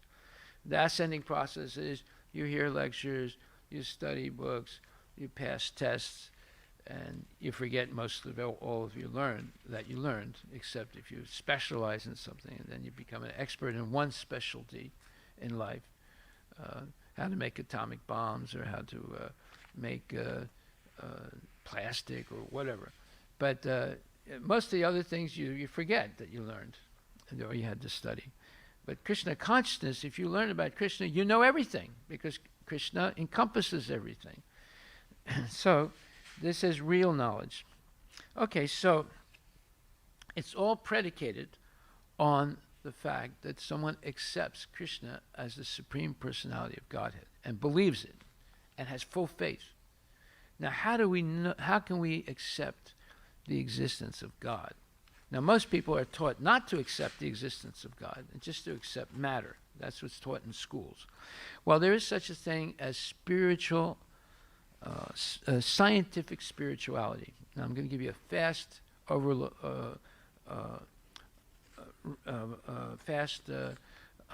understanding of what is scientific spirituality. So it begins by differentiating between science and religion. Religion is a type of faith. Spiritual science is concerned with verifiable facts that are irrefutable. Now, what are those verifiable facts? The following discussion presents facts of life that are the foundation of scientific spirituality. These facts point to the commonality of human beings and their unique origin from a personal, supreme, intelligent being. This is a booklet that I wrote. So, number one point that's irrefutable. Every human being, regardless of race, gender, religion, ethnicity, etc., experiences birth, old age, disease, and death. You can't argue against that. Number two, there are 6 stages of the body: birth, growth, duration of life, producing byproducts, dwindling, and death. You can't argue against that. Number 3, all human beings have 4 fundamental defects. They make mistakes, they easily fall into illusion, they have imperfect senses, and have a cheating propensity. Number 4, all living entities suffer from 3 types of miseries: miseries of this body, miseries caused by other bodies, and miseries caused by catastrophic events. Number 5, every living being eats, sleeps, mates, and defends. Number 6, all humans experience 3 stages of consciousness: of being awake, the dreaming state, and deep sleep, where you don't dream. Number 7, there are 4 ways a living being can be born: from embryos, eggs, seeds, and perspiration. Number 8, all humans experience time as past, present, and future. Number 9, everyone is subject to duality in their life, such as heat and cold, happiness and distress, rich and poor, honor and dishonor, love and hate, friend and enemy, etc. Number 10, human beings are always dependent and controlled by superior forces such as time, nature, governments, etc. No person has complete independence. We do not control our digestion, blinking of eyes, breathing, and so many other vital functions of the body, as well as vital functions of the universe on which we depend, such as the movement of the sun, earth, tides, wind, heat and cold, and so forth. No one can remember choosing to be born in a particular body or place. All the vital processes of life and the different causal situations we find ourselves in are outside our conscious control. This indicates that we are in a dependent position at all times. For example, we don't have control, or we're not consciously controlling the heartbeat and the manufacturing of blood and the circulatory system and eyesight and production of blood, eyesight, intake of air or gases, further broken down to oxygen, 78%, and nitrogen, 21%, and then a very small quantity of argon, carbon dioxide, neon, helium, krypton, hydrogen, and xenon. Next, different parts of the body, different function, different pH of the body, inside the body, and the skin. We don't control any of those. And then different balances in the body, such as the ratio of the balance of sodium and potassium between the blood and the plasma system of the body. And then also, even when asleep, we don't control the breathing and bodily functions, such as digestion, even though we're sleeping. And then we're not in control of hurricanes, tornadoes, volcanoes, viruses, and other cataclysmic events. All these things are out of our control. Therefore, we're in a completely dependent position in life. Next, number 11. All living bodies subsist on food grains, which are produced from rains. Rains are provided by a process of nature. The sun evaporates water from the ocean and forms clouds, which are moved by wind and subtle changes of temperature and pressure that causes the clouds to rain on the land. These processes are not controlled by human beings. Number 12, there are 5 gross elements and 3 subtle elements that constitute the body. They are earth, water, fire, air, ether, mind, intelligence, and false ego. The above 8 are expanded in more detail to 24. 5 gross elements, earth, water, fire, air, ether, or space. 5 senses for gathering information, eyes, ears, nose, tongue, and skin. 5 objects of information gathering senses are seeing, hearing, smelling, tasting, and touching. 5 working senses are arms, legs, voice, genital, and anus. The mind is the sense within because it receives the information from the other senses and stores them in the memory.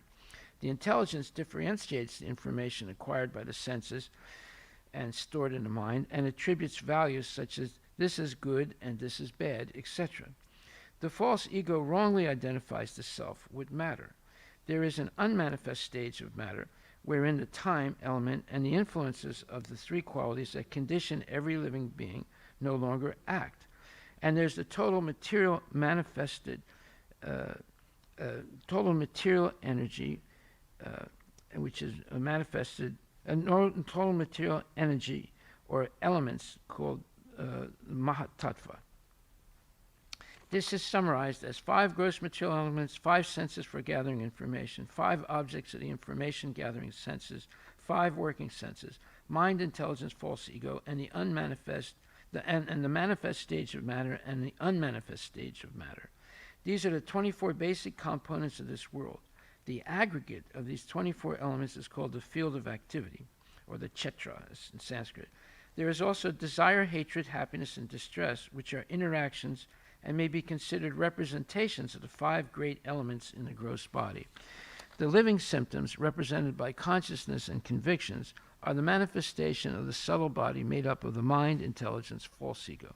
The 5 great elements are a gross representation of the false ego, which in turn represents the unmanifested stage of the 3 modes of material nature. The unmanifested modes of material nature are called the pradhana. The body is a representation of all these factors. The body is an impermanent thing. Number 13. Although animals and humans eat, sleep, mate, and defend alike, some humans are more intelligent than animals because they can use their intelligence to understand their factual position in respect to the universe and God, and universal agents of God, such as the demigods. The following 6 steps of logical thinking represent superior human intelligence. 1. Like Descartes, one can eliminate everything that one is not sure of its existence.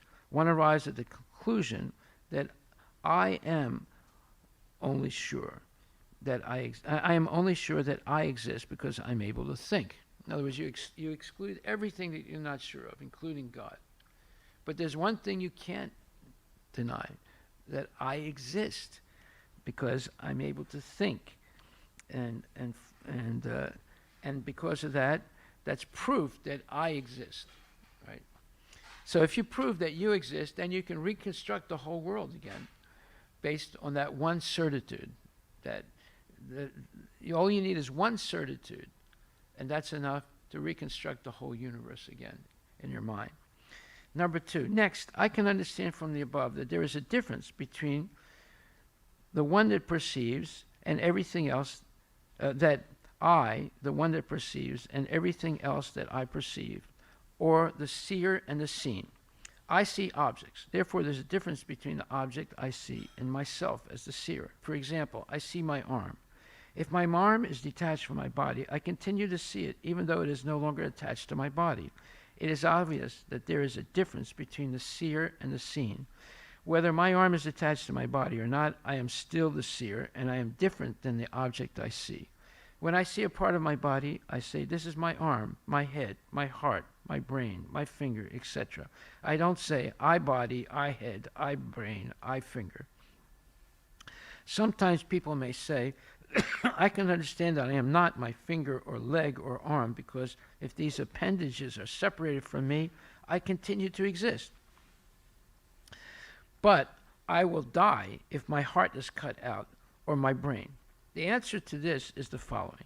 It has already been demonstrated that one can have a replacement heart from another person and continue to exist. Similarly, when medical science advances, it will be possible to replace the brain or parts of it, just as one can replace the hard drive, memory cards, etc. in the motherboard. The motherboard remains the same, but the different components can be replaced. The brain of a person functions like a machine, which can be repaired or replaced. The person is different than the brain, just as he is different from the heart, liver, pancreas, etc. Point number 3. The objects I perceive, the organs I use to perceive, and the process of perception have all been supplied to me. I did not create them, nor do I control or maintain them. Therefore, I am not independent in the process of perception. For example, I see the internet.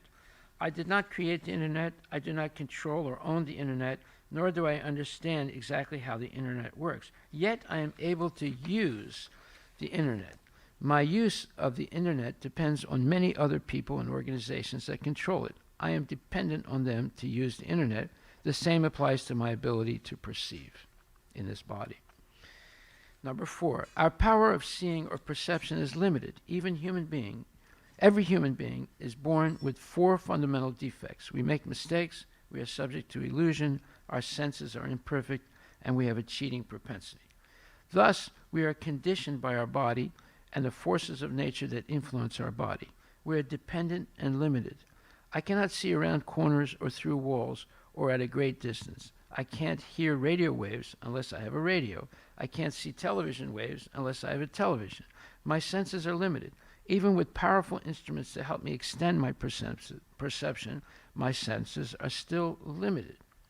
Number 5. The seer is fundamentally different than the seen by virtue of the fact that the seer feels dissatisfaction due to the limitations of conditioned material existence. For example, a golfer is about to putt the golf ball into the hole. He carefully putts, but the ball barely misses the hole. He feels dissatisfaction and frustration. The golf ball, however, feels nothing because it does not possess consciousness like the golfer. The consciousness of the golfer, expressed by his dissatisfaction at missing the putt, indicates that the golfer is different than the golf ball. The golf ball is made of a combination of matter. The golfer is dissatisfied because he has consciousness, and the golf ball does not feel dissatisfied because it doesn't have consciousness. Consciousness is more than a combination of matter. It is not a mere combination of matter. If it was, then the golf ball would also feel dissatisfaction. The golfer's body, like the golf ball, is made of material combination, but there is another dimension in the body that is not a product of material combination. That is the consciousness of the golfer. Feelings of love, attachment, happiness, and dissatisfaction, etc., indicate that a person has a non-material dimension that perceives and feels experiences in the material body. The fact that consciousness is not a product of material combination is evident at the moment of death. Right before death, a person is still conscious. When the person dies, the body loses consciousness. At death, it becomes evident that the consciousness is not merely a combination of matter, because the same material body is still present, but it is lacking consciousness. Why can't the doctors revive the body by injecting whatever chemicals are missing? The answer is that consciousness is not a product of material combination. In fact, why don't scientists carefully measure a body before and right after death to determine what chemicals are missing, so that they can inject them into the body of the deceased and revive him? Obviously, they have tried, but they cannot succeed in manipulating chemicals to stop death. Number 6, something cannot be animate without an intelligent person behind it. Intelligence gives direction, like a higher authority. A living being cannot see or move or eat or do anything without the use of intelligence. Everyone is dependent on their own intelligence or that of a superior being. For example, a boy purchases a scale model train set. He assembles it at home. He connects the electrical control panel to the electricity and begins to enjoy running the train for his enjoyment. The train moves forward or backward and comes to a halt by the will of the boy. The boy does not create the train set. The boy did not create the train set. The boy purchased the set that was created and manufactured by other persons who had the superior intelligence to create such a model train set. The boy simply assembled the train set and then enjoys running it according to his will. There are 3 things to note. There is matter that can be organized and manipulated. There is the intelligence of an individual living being, the boy in this example, and there's the superior intelligence of the person or persons that conceived and made the train set. Similarly, there is a superior intelligence that has ordered this world that we live in. Due to the incredible engineering of this world, we are able to function in it and use the many facilities.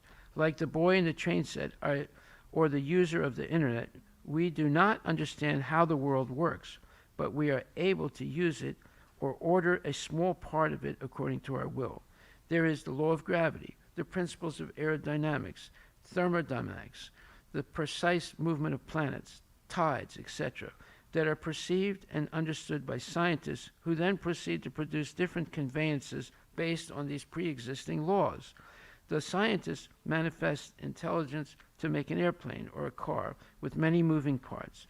It is evident that there is a superior scientist with superior intelligence that has ordered the universe and is maintaining it in a wonderful way. Without intelligence, nothing can move. For example, I purchase all the materials for building a house and then store them on an empty lot ready to build it. I then follow the principles of natural selection, genetic mutation, trial and error, and random combination and permutation, and hope that my house will be built by chance. Do you think the house will be built on my plot of land like I hope it will? Unless there are superior intelligent persons to direct the construction of the house and the workers to do it, it will never be built. It certainly cannot be constructed by the building materials themselves. Matter can only move because of superior intelligence guiding it in a precise way. We can safely and logically conclude that something cannot be animate without an intelligent person behind it. Therefore, there's a supremely intelligent person behind the entire material creation that is guiding it at every step. Just as there are so many intelligent people in this world guiding and molding matter into many conveyances for their purposes. Let's say I walk into Microsoft campus and declare that the computer software company began by accident and developed by itself, and that no intelligent individual was behind its creation, development, and continuation. What do you think the response would be? It is obvious that a psychological evaluation team would be called to determine whether I was a mentally disturbed person making such outrageously false statements out loud. It is obvious if you visit Microsoft campus that it was begun, developed, and continuously maintained by a group of highly intelligent persons. There is no other explanation for its continued success until today. But Microsoft is insignificant in comparison with the complexity, grandeur, and incredible technology manifest in the universe. A man is considered crazy to express the thoughts that Microsoft started by accident and is continuing without any intelligent persons ordering and guiding it. Similarly, anyone who claims the universe with its incredible complexity and perfect movements happened by accident and that there is no intelligent superior person behind it should also be considered crazy. The Earth revolves on its axis about 1,200 miles an hour. The Earth also revolves around the Sun at about 2,000 miles an hour. The Sun also revolves on a universal orbit. This Earth also revolves around the Sun at about, it's more than 2,000 miles an hour. I have to correct that. The Sun also revolves on a universal orbit at another speed, which is approximately 60,000 miles per hour. But it's done, the movements are so perfect that we don't feel any shaking and discomfort due to the exactness of these colossal movements that are able to keep time in a precise way. These movements are ordered and maintained with regularity that seems mysterious. Is this all going on randomly? Obviously not. As there is intelligence behind the movement of a car, airplane, bicycle, etc., so there is superior intelligence belonging to a much more highly evolved conscious person behind the movement of the sun, moon, earth, and all things. The consciousness of the superior intelligent person, is the mover. Another example is a robot that is for sense gratification, that is either a male or female looking robot used for companionship and sense gratification. The robot has the external anatomy of either a female or a male. It also can talk and move somewhat as a real person. Did the robot build itself without the guidance of superior intelligence, such as engineers, etc.? The answer is no. but the robot is only an approximation of a real person. If the robot required the planning and execution of many intelligent persons to produce it, then how can we say that the human being evolved by a random process with no intelligent being at the origin of creation? The real human being is much more complicated than the robot. Number 7, in life, all persons have a preliminary faith or conviction before they acquire knowledge. Faith can also be referred to inspiration to do or create something that a person believes or has faith that can be completely successful.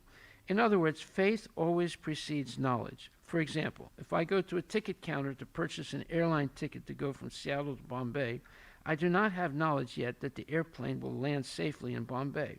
However, I do have faith that it will. If I lack faith that the plane will land safely in Bombay, I will most probably not purchase the ticket. When I deposit money in a bank account, I have faith that when I want to withdraw the money, the bank will readily give it back to me. If I say to someone, "See you tomorrow," I have faith that I and the person I address will still be alive tomorrow so that we can meet again. Faith always precedes knowledge. Number 8, all life begins from life and not from dead chemicals. Okay, so you get the idea. I don't have to finish all of it. This is actually a booklet. I don't write big books, but I write booklets so people can actually read them. So you see, it's not difficult to prove that God exists. We have all the information necessary to prove it. We just have to learn it. It's all evident. And everything I said, can anyone argue against any of this? What do you think, Prabhu? You work for Microsoft. No, you can't argue against this. This is all self-evident things, right?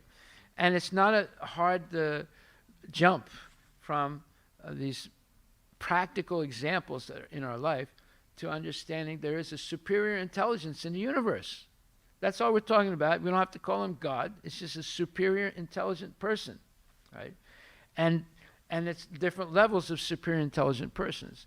There's Brahma, the first superior intelligent person. And then Brahma learned that from Krishna, the supreme intelligent person. So there's a lot that we have to learn yet to become expert preachers of Krishna consciousness.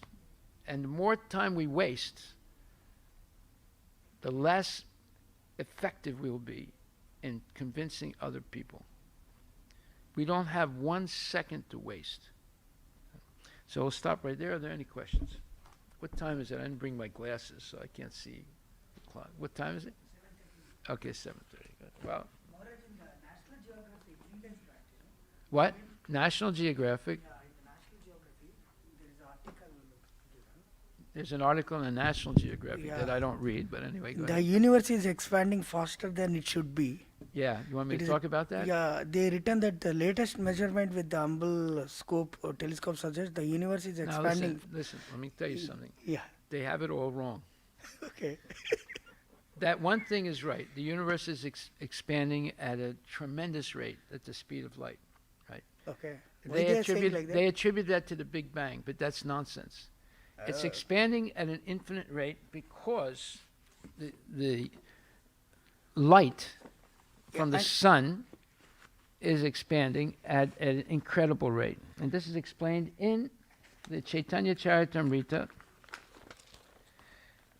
And also they are saying that a hint that some unknown ingredient could be at Yeah, work that in the unknown cosmos. ingredient is the fact that it's the Brahma Jyoti. Oh, okay, okay. The Brahma Jyoti is expanding at an incredible rate. And this is baffling to them. And what did Krishna say to Brahma? He said, you will learn this knowledge and you will become aware of all the mysteries in the universe. This is a mystery. Yeah, that's what they're saying. Right? That expansion is not because of the Big Bang. The expansion is because of the Brahma Jyoti, which is continually expanding. It's eternal.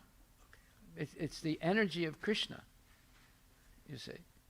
And they don't understand this. And they don't attribute it to Krishna. They'll say, well, this is the Big Bang, you know. What do you mean Big Bang? Where did all the energy come from, that bang? Anyway, anyway, there was no Big Bang in the beginning of creation. There is Krishna. He is the unified field theory that Einstein was looking for.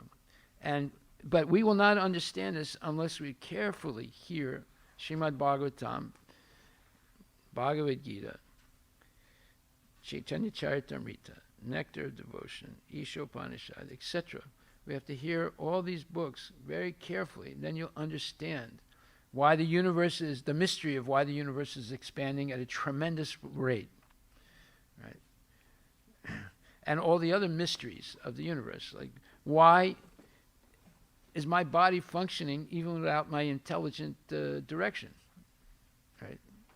Because you're not in control of your body. It's controlled by others. And they're doing a good job until you mess it up by eating junk food and engaging in illicit activities and so forth. And then you get punished because you're actually, the body is made up of two souls, Paramatma and Krishna.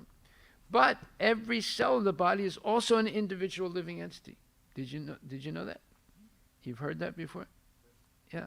So you are managing more than 2 billion living entities. And if you start eating junk food and things like that, some of those living entities revolt against you. And that's called cancer. You see? So unless we have a personal understanding of the universe, not impersonal like the mind, right? A personal understanding, we won't understand anything, even our own body, even our own life. We won't understand anything. And we'll make major mistakes. And we'll shorten our duration of life. Okay, so we'll stop right there. I don't want to scare you anymore. So. Which booklet you were reading? What is the title? This is something I've written myself. It's based on a verse in the 2nd chapter that we already covered, but we've all forgotten. And that verse is Canto 2, Chapter 2, verse 35. Is this booklet available? Not yet, but I will make it available soon.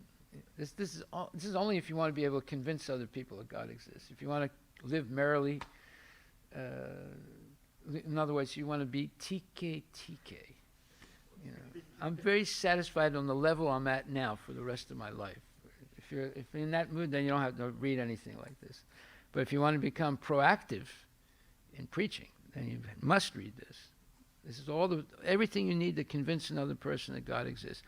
But of course, you can wake up a person that's sleeping, but you cannot wake up a person who's pretending to sleep. So even after all this evidence, which is self-evident, right?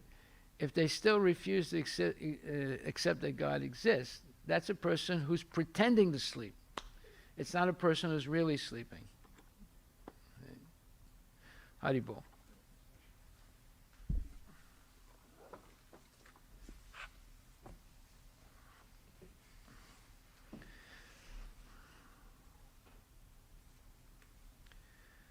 Who's going to lead the Guru Puja?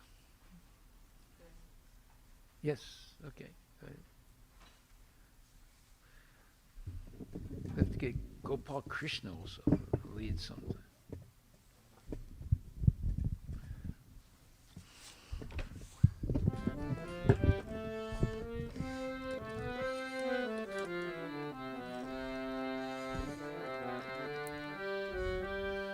Jayo Prabhupada, Jayo Prabhupada, Jayo Prabhupada, Jayo Prabhupada. Prabhupada, Jaya Prabhupada, Jaya Prabhupada, Jaya Prabhupada. Shri Guru Charana Padma Kevala Bhakti Sadma. Shri Guru Charana Padma Kevala Bhakti Sadma. Bandho Muhi Savadana Mate. Bandho Muhi Savadana Mate. Jahara prasade bai e baba toriya jai. Janara prasade bai He Baba Toriya Jai. Krishna prapti hoy jaha hoite. Krishna Prapti Oya Oite. Guru Mukha Padma Vakya Chitete Koriya Kya. Guru Mukha Padma Vakya Chitete Koriya Kya. Arena Koriyo Mane Asha.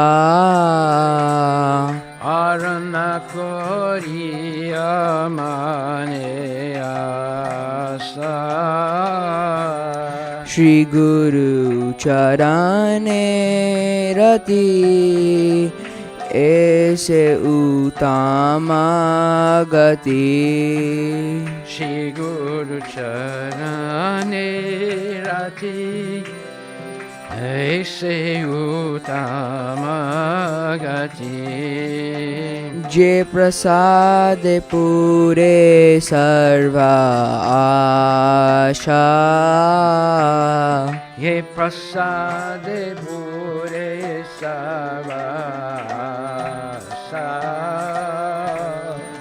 Chakshurdam dila jai janme janme Prabhu se. Chakshudana dila jai janme janme Prabhu se. Divya Gyan Hriday Prakashito. Divya Gyaninde Prakashito. Prema Bhakti Jaha Hoite Avidya Vinasha Jaite. Prema Bhakti Jaha Hoite Avidya Vinasha Jaite. Vede Gai Jahara Charito. Vede Gai Janara Charito. Shri Guru Karuna Sindhu Adama Janara Bandhu. Shri Guru Karuna Sindhu Adama Bandhu. Lokenath Lokera Jivana. Lokera Jivana. Ha ha Prabhu Koro Doya Deho More Pada Chaya. Prabhu Kora Doya Deya More Pada Chaya. Ebe Jas Goshek Tribhuvana. Vede Gai Janara Chinoda. Jayo Prabhupada Patita Pavana.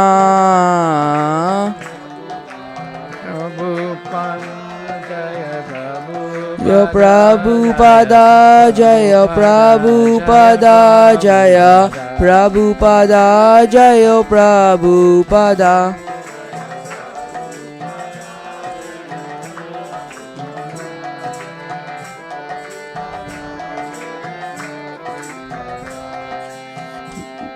Nama Om Vishnu Padaya Krishna Prishtaya Bhutale Srimati Bhakti Vedanta Swami Iti Namine.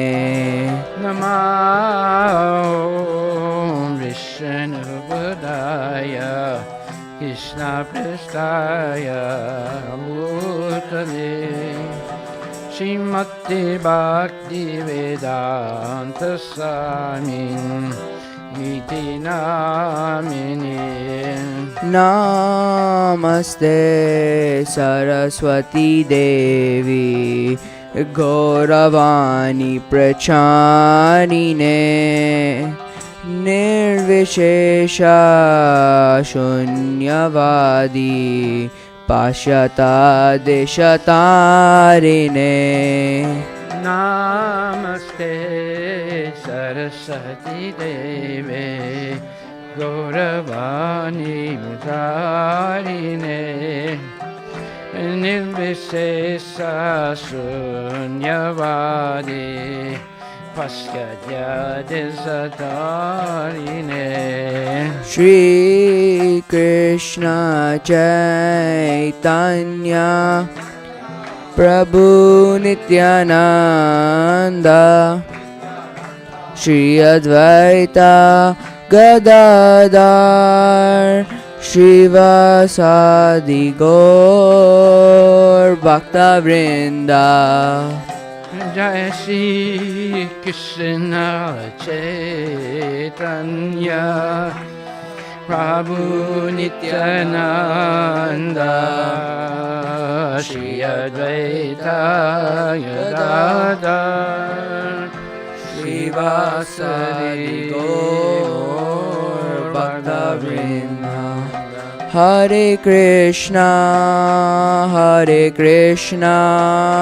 Krishna Krishna Hare Hare Hare Rama Rama Rama Hare Hare Hare Krishna Krishna Krishna Hare Hare Hare Rama Rama Rama Hare Hare Hare Krishna Krishna Krishna Hare Hare Hare Rama Rama Rama Hare Hare Krishna Krishna Hare Hare Hare Rama Rama Rama Hare Hare Nitai Gaura Hari Bol Nitai Hari Bol Haribo, Haribo, Haribo, Nitai Gaura Haribo. Jai Om Vishnupad Paramahansa Parivajaka Shasta Tarasatara Shri Shrimad His Divine Grace. A.C. Bhaktivedanta Goswami Srila Prabhupada Ki Jai. Ananta Koti Vaishnava Vrinda Ki Jai. Namacharya Srila Haridas Thakur Ki Jai. Prem Shri Kaho Shri Krishna Chaitanya Prabhu Nityananda Shri Advaita Gadadhar Shri Vasadi Gaura Bhakta Vrinda Ki Jai. Shri Shri Radha Krishna Gopinath Sam Kunda Radha Kunda Giri Govardhana Ki Jai. Shri Vrindavan Dham Ki Jai. Shri Mayapura Dham Ki Jai. Shri Jagannath Puri Dham Ki Jai. Tulasi Devi Ki Jai. Bhakti Devi Ki Jai. Ganga Maya Ki Jai. Jamuna Maya Ki Jai. Samaveda Bhaktivinoda Ki Jai. Nitai Gaura Premanand. All glories to the simple devotees. All glories to the simple devotees. All glories to the simple. All glories to Shri Guru and Shri Guranga. All glories to Srila Prabhupada. Patita Pavani Ki Jai. Nama Om Vishnu Padaya Krishna Vishnu Bhakti Srimati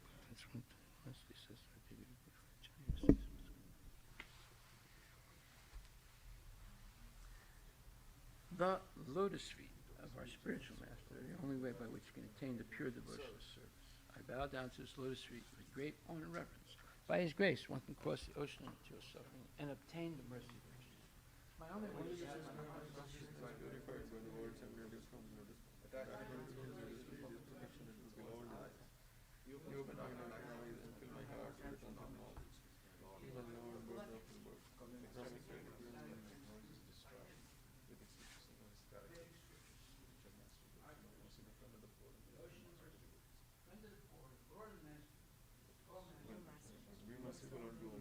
Shade of your lotus feet. Your favor is spread all over the three worlds.